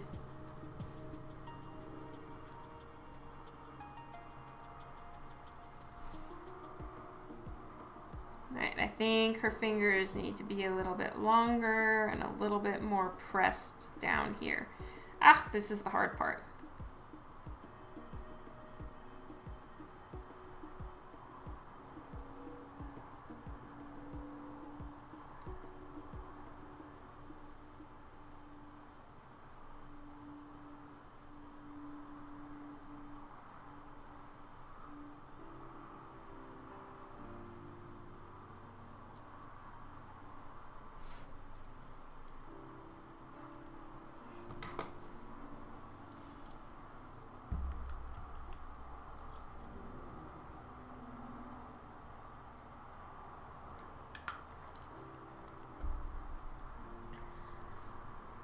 All right. Now she does have kind of webbing pattern on her as well, like the black kind of spider webby stuff. So I'm probably gonna patch that.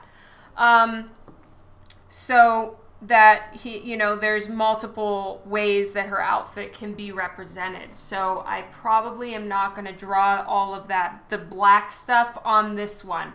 I'll do that on another piece of paper so that it can be separated. All right, now I need to look at the underside of her arm because now I'm drawing the underside.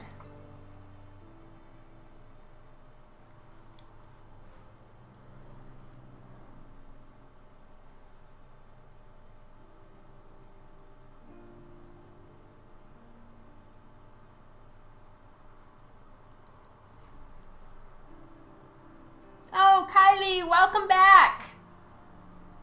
All right, and then actually the way it connects onto her neck is it does go all the way up to the base of her her jaw right here. But it does have some seams that kind of come down to a point here, which is awesome because it basically follows the tendons in your neck and goes to the nape of the neck, or this, whatever this part is right here.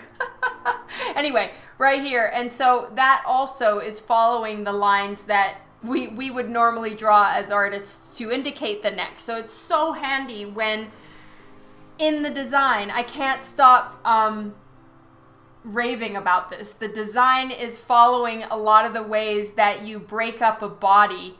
I'm talking about right here.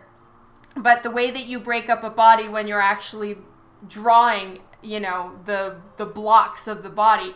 And so then when those things are included in the outfit, it's just like mwah, because the outfit is working with you to draw the body in a nice way and anatomically correct and all of that. So it's just genius.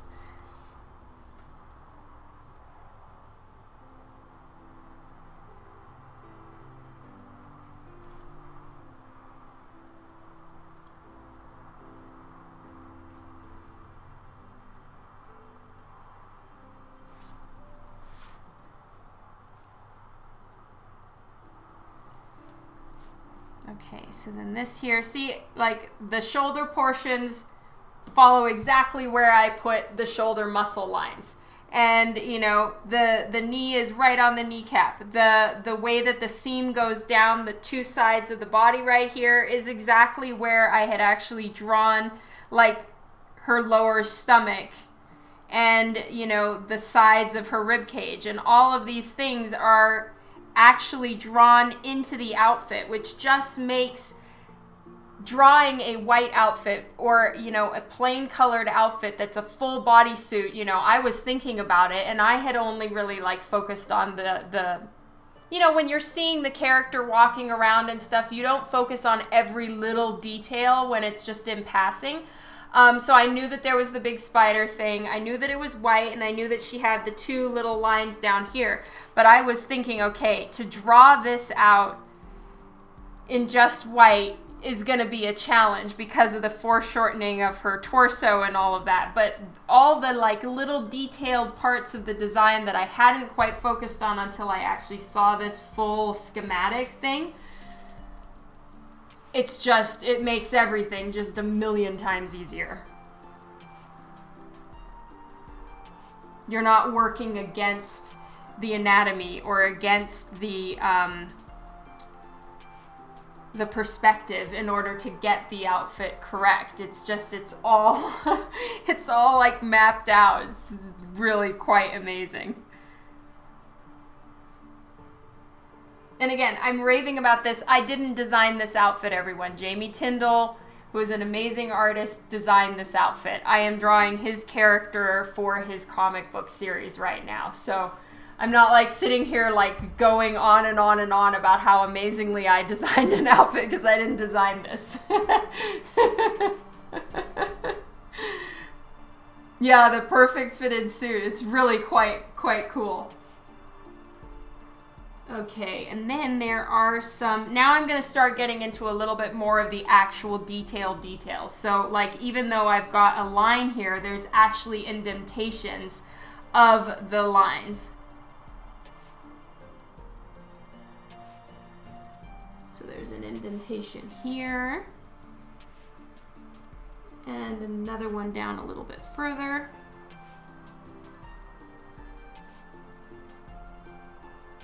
There.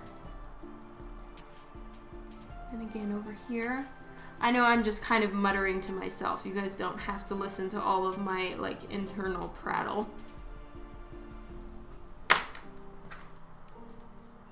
Thank you, David.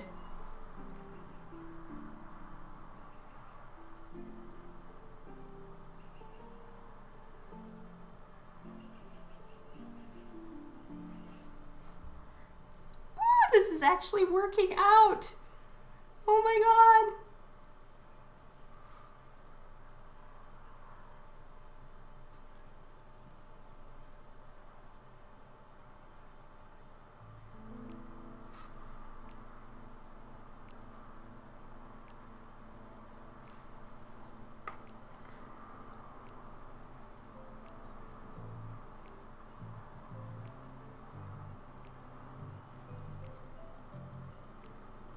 Hello, Travis. Welcome to the stream today.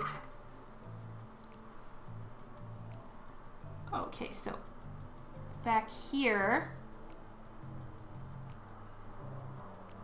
is, there's a whole portion right here that looks kind of like pipes. I know it isn't actually pipes, but it looks like it. Kind of like you're seeing the inside of a computer-based character, but it's got little lines going this way, which again helps perfectly to show the perspective of her arm right here. I just need to turn it a little bit more, like that. Oh my God, it's so awesome. He thought of everything.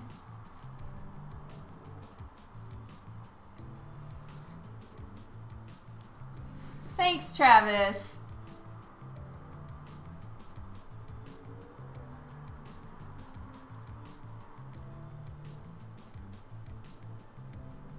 All right, and then the top of her hand, we would see that same design right here.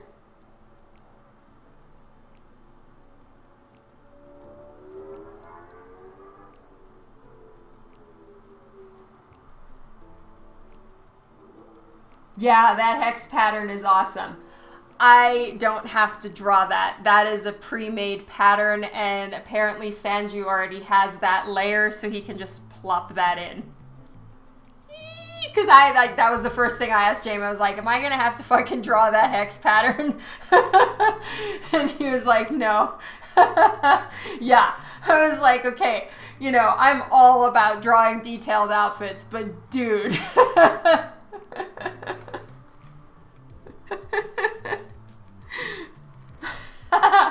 Right? Genius!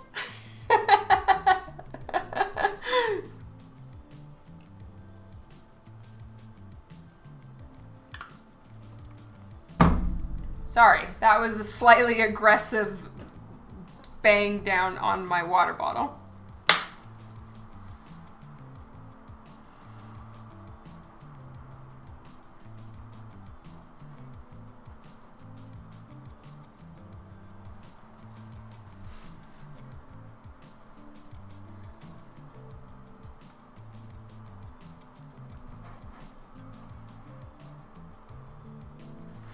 All right. Now, there's patterning on her hands too. I'm just trying to figure out where exactly and how this works.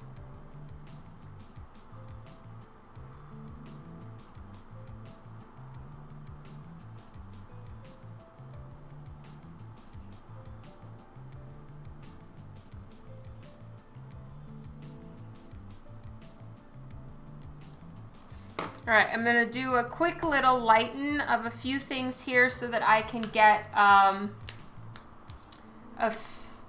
little bit more of the detail in. She's on a rooftop, yeah. Oh, really, Snow? That's awesome, and thank you. Yeah, she's on a rooftop here, and then there's going to be buildings here. So I'm kind of taking the full horizon line and I'm putting it on an angle. So she's on a rooftop, and then there's the buildings. And of course, the cover is going to cut right here. So she pretty much, this toe is right to the edge over here.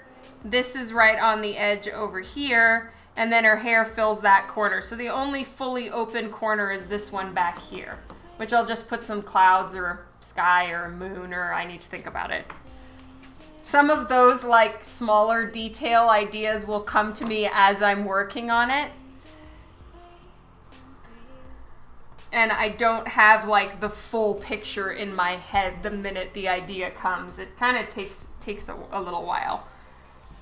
Sometimes I will, and then other times I don't. And like with the VIP cover, the whole phosphorus water wasn't an idea that came to me until I was like nearly done with the main version.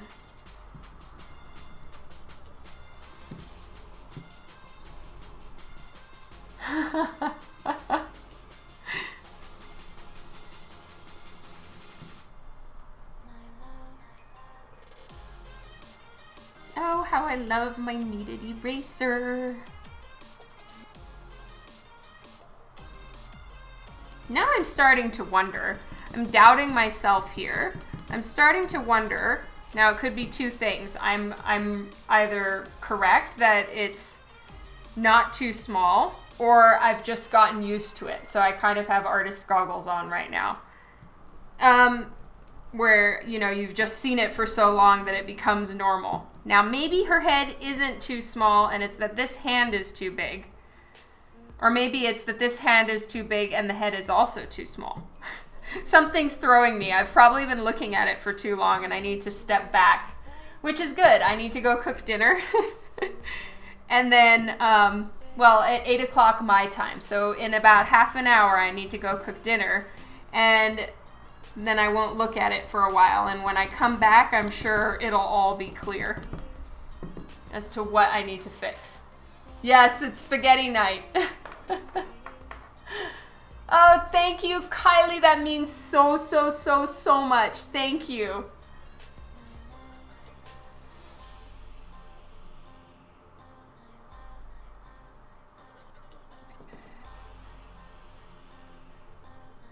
Oh, thank you, Mitch. Hello, Kelleth.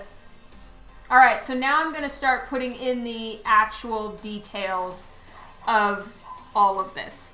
So I need to start paying more attention. So I've roughed out where everything is, but now I'm going to start doing all the little tiny nooks and notches and stuff.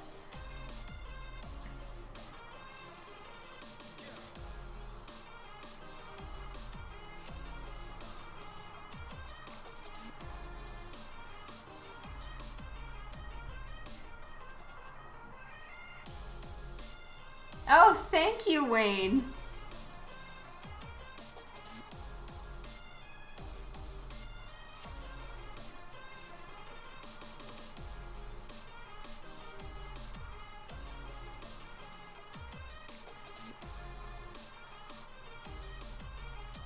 Trying to level up.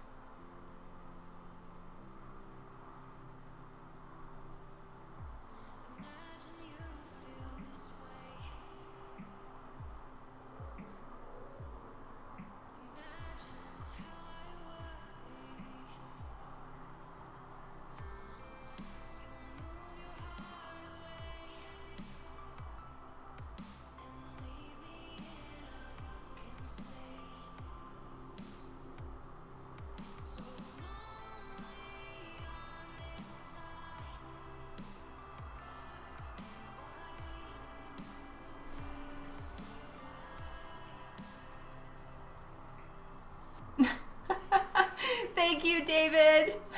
And Kylie, thank you so much, Mr. E. You guys are so encouraging. I appreciate it a ton.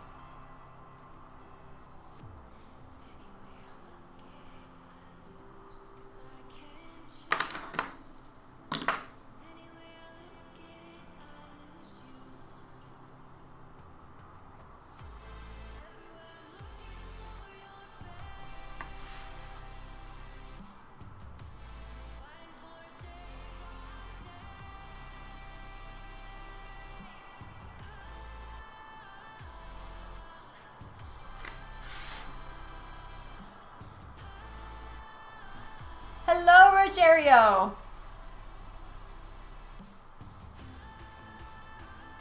Thank you, Mr. E. That means a ton. I'm really trying to push myself into more action poses. So I'm super grateful to Jamie for letting me try this out. Yeah. Getting all the hair drawn.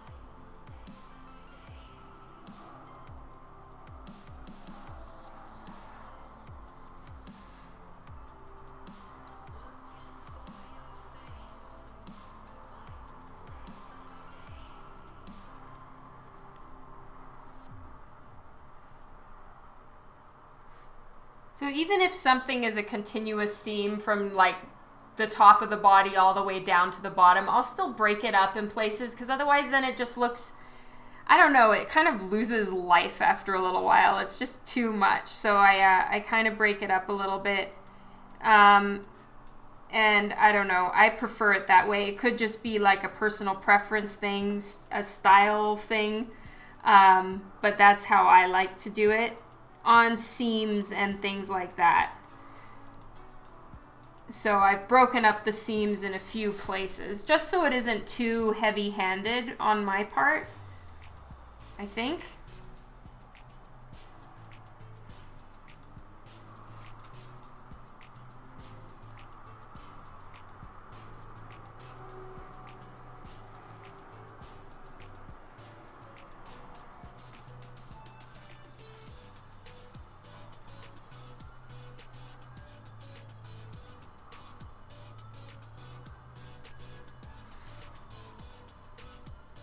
Yeah, less is more.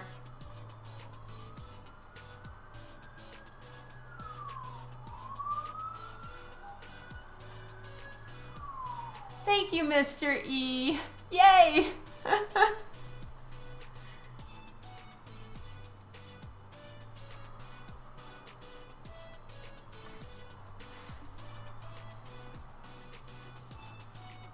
Kylie, when I'm done, I can certainly send you the lines.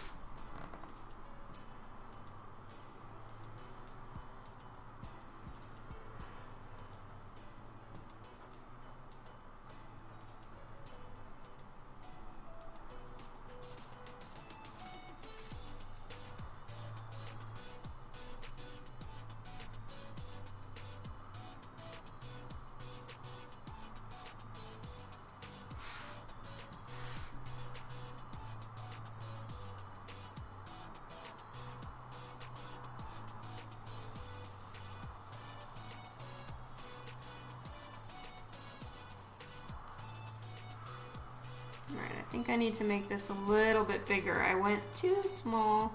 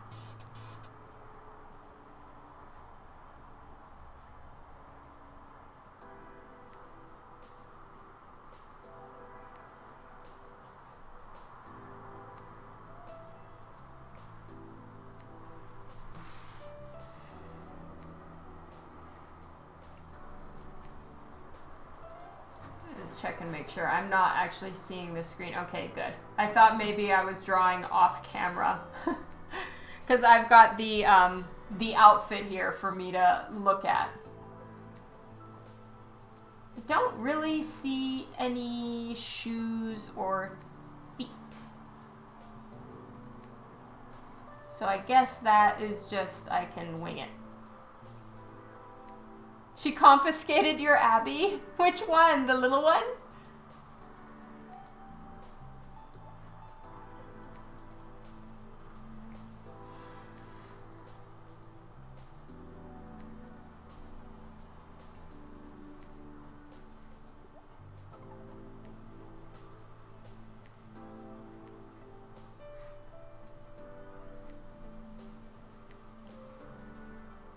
Looks like I started to draw the knee and then kind of proceeded to forget. I got distracted.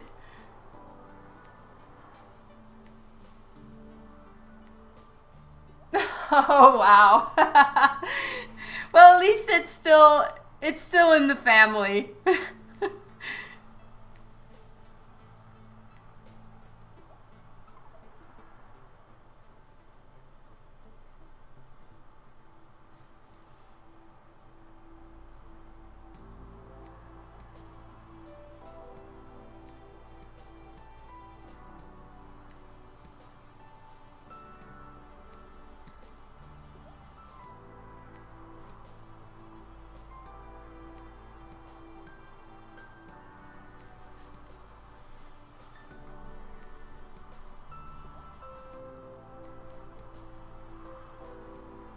Okay, now I need to get this part done. And then it's time to tackle the details all along the shoulders.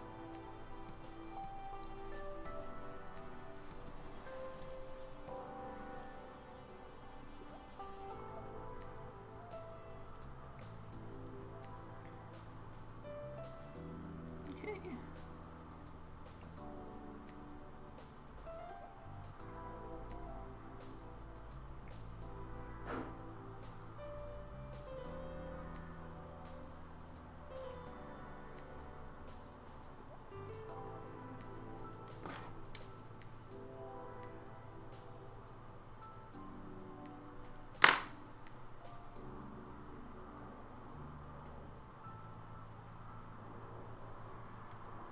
All right, shoulder detail time.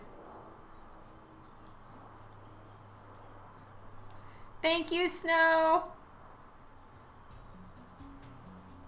Okay. There is something here.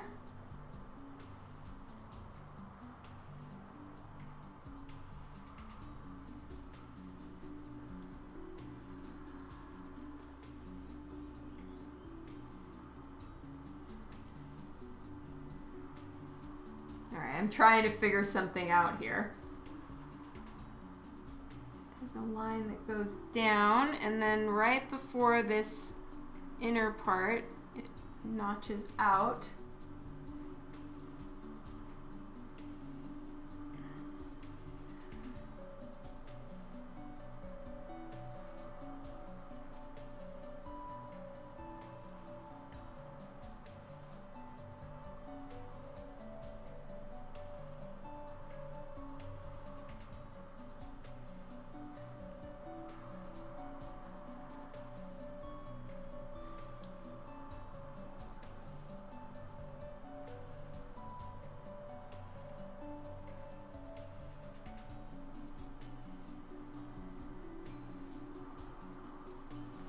Oh, thank you, Snow.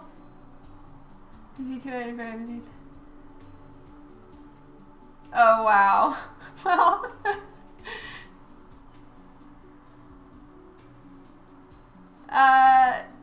T-Rex, yes, this is all, that's all art I've drawn. Yes.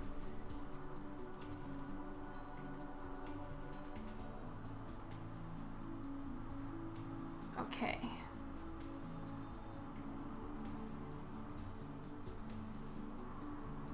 Attempting to figure out some of this stuff. So I hope you guys can bear with me while I'm working on figuring all this out.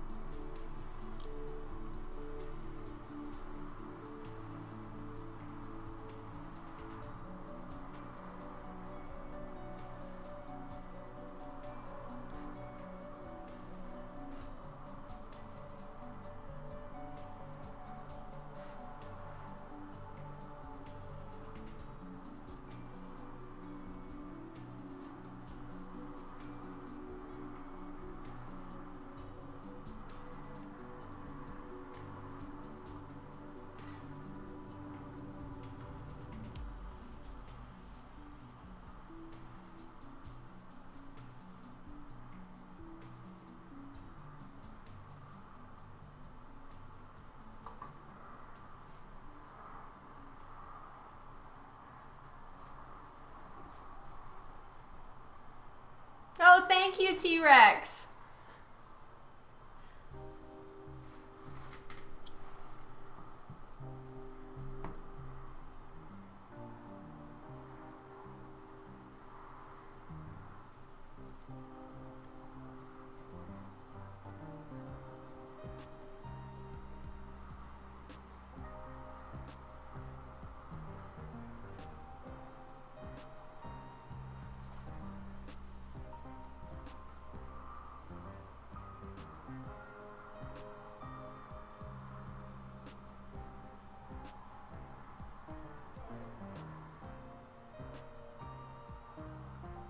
So I'm just doing a little tiny bit of the widow symbol on that side of the shoulder. We wouldn't really see very much of it because of the angle that we're seeing her at.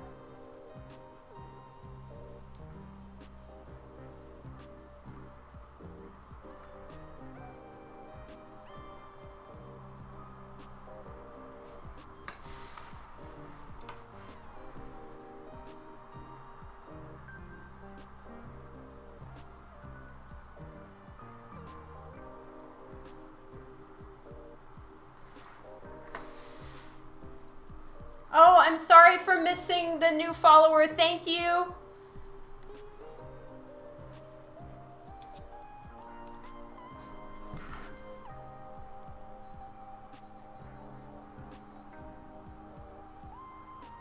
I'm going to take the size of her hand down a little bit. It's bothering me. Because it's further away, it shouldn't be this big. So I went too far. I'm just going to shorten fingers.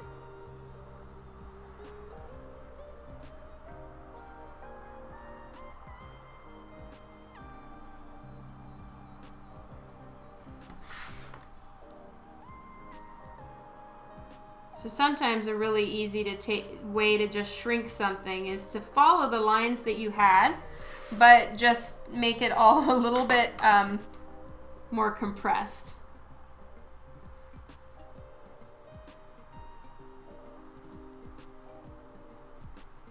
just cut it all down a little bit.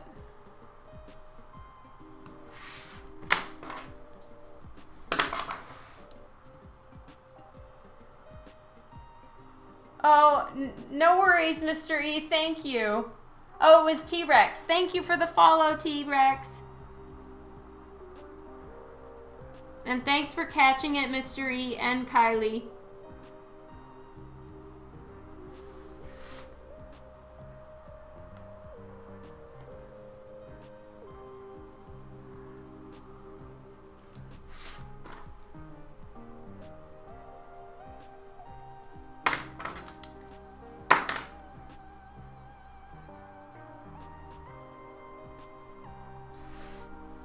All right, so I've changed the line right here.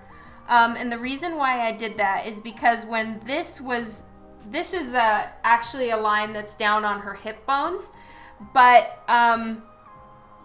it's a very strong line. And if I get rid of this one, it's gonna look like she's, that's her stomach line. And I don't want it to look like that, so I've kind of done an additional line right here to just show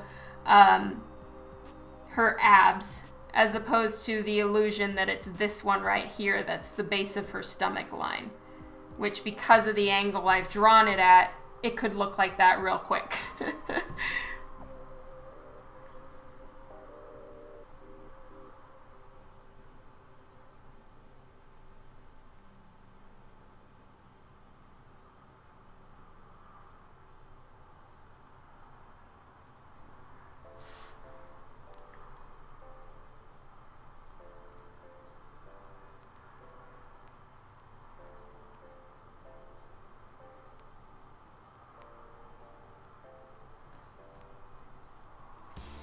They need to come a little bit more forward. My hands are kind of the worst to do reference on because they're kind of double jointed a little bit. So I'm very not helpful to myself with my fingers. But I believe that even so, it would be a little bit more splayed out. Kind of like that. And not quite.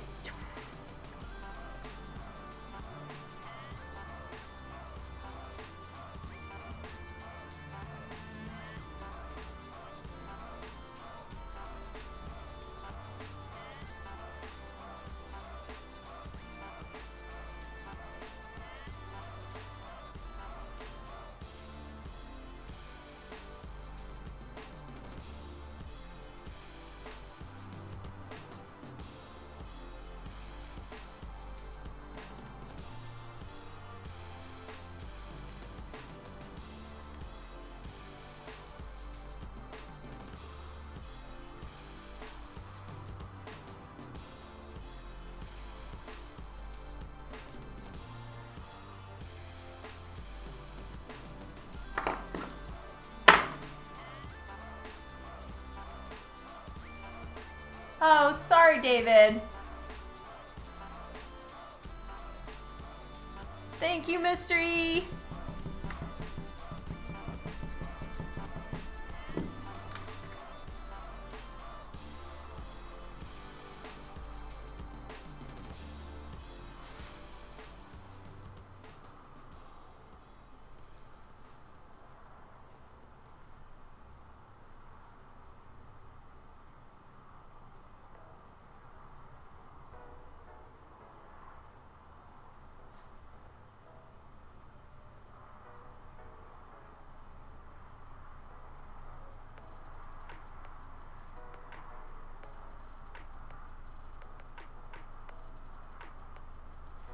I'm on the fence if I should show her thumb or not. I guess not really, because you wouldn't like do this. You would have your thumb back in some form, even if it isn't touching the ground. It would be kind of pulled back just for stabilization, like a little rudder in the back.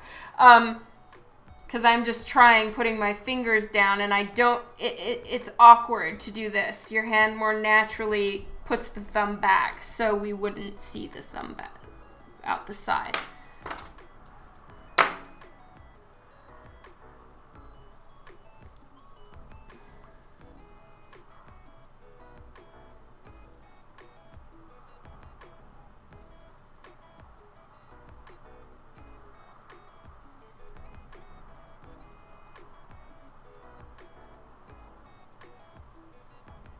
Okie doke. I think we're done early.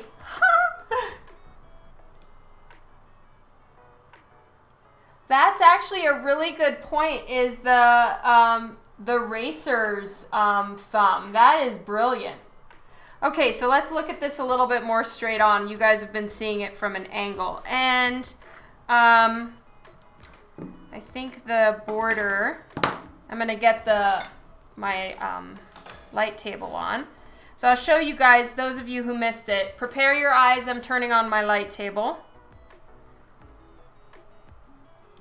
Okay. So what I'm thinking to do in here now, you're going to see my rough layout that looks kind of like that. And you're seeing what I have in mind for the roof. So this logo right here, this is created by Jamie Tyndall. And what I did is I pulled it into the into my layout and kind of warped it in Photoshop. So I didn't design the logo. This was done by, it's the White Widow logo, but I think it might look kind of cool on the roof, right? You know, think like a helipad logo situation. Because actually the horizon line, like this is a vertical line in her world, right? And this is kind of where the horizon line is going to be. So technically she's sort of standing like so. So I'm going to put in this logo, or at least I'm considering it, so that it's not just kind of a boring roof. And then all the buildings are going to be going this way. I just want to pull it into Procreate, which is what I use to set up a perspective grid. So I'm going to set up the vanishing point and get it all done like that, because for me here it would all be off the page and it just takes forever. So this is the exterior border of the art. So this is the edge of the page. These lines right here, like I explained to you guys, are the safety zone. So everything that's important needs to be within this thing. So her toe is just barely going over the line, which means I probably need to shrink her down a tiny bit before I print it out for the final piece, or we're gonna have some chance that her toe could get cut off. So all this extra space needs to be accounted for, thought out, and drawn to the edge of, even though a good portion of this stuff on the outside will get cut off. Yeah, it can be a little bit complicated. All right, so I'm gonna just quickly trace out my border line just so you guys can see what the actual edge of the page is, at least for now.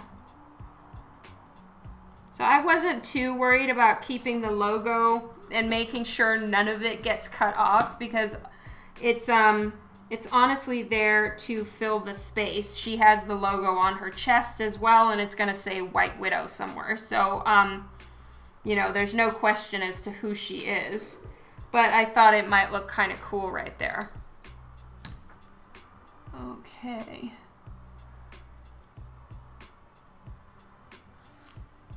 All right, so now it has a little bit more clarity to it. That is the exterior line. I just lost my light table wire. I'm gonna have to crawl under my desk now.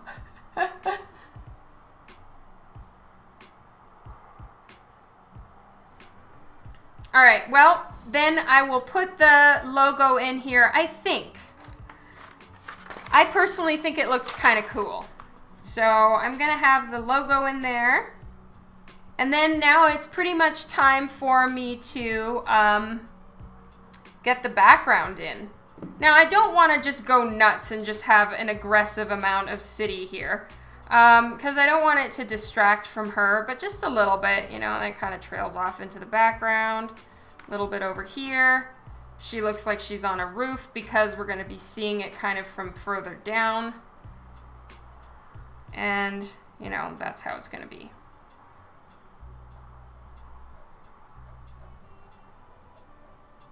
Something like that. And then, I don't know, I'll probably put some sky in there and we are finished. Woot!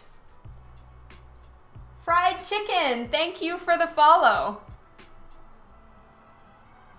Shrink and enlarge head a little. Which one, Mr. E? You have to pick one. You can keep the logo where it is. Sweet.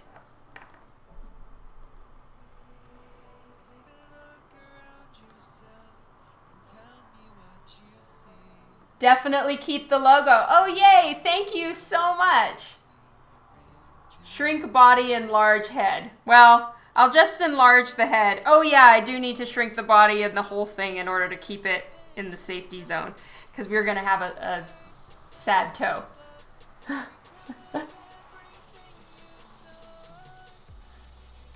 Oh, thank you so much, you guys. And I will keep the logo. Thank you for weighing in on that, Wayne.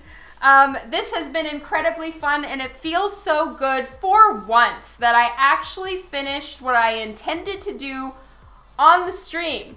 So we just need to all have a little happy dance now. Happy dance, whoop, whoop, whoop. And fist bump to all of you guys. Thank you for all of your suggestions. Thank you, Wayne, for the no thumb thing. Yeah, it seems like your body would instinctively pull the thumb back.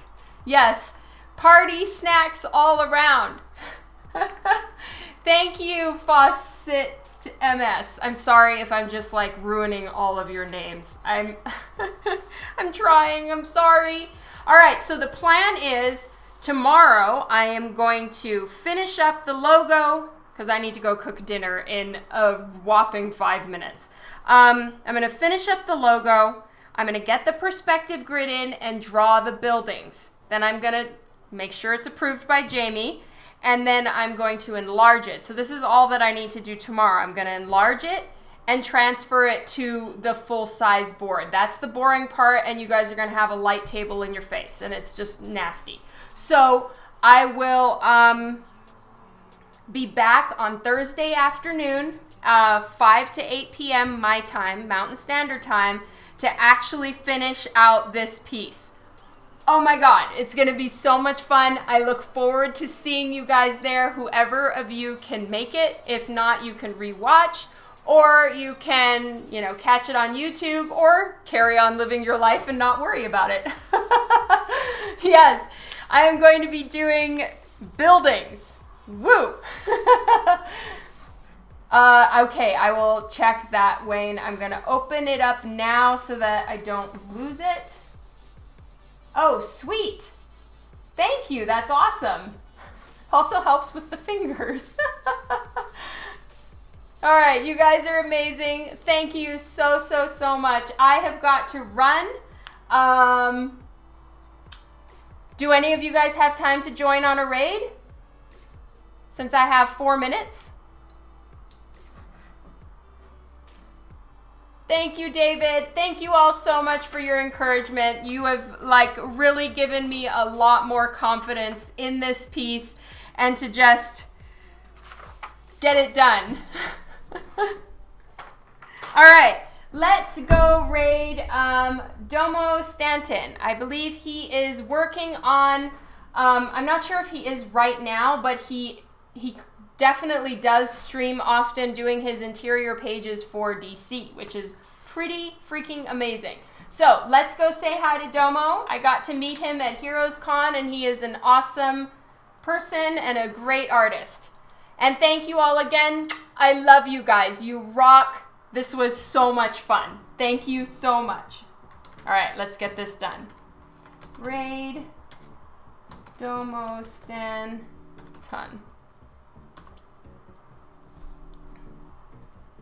See you later, Keeman. Love you, Yo-Yo. See you, Kevin. Thank you all a ton. You rock. Let's go say hi to Domo, and I'll see you on Thursday. Mwah.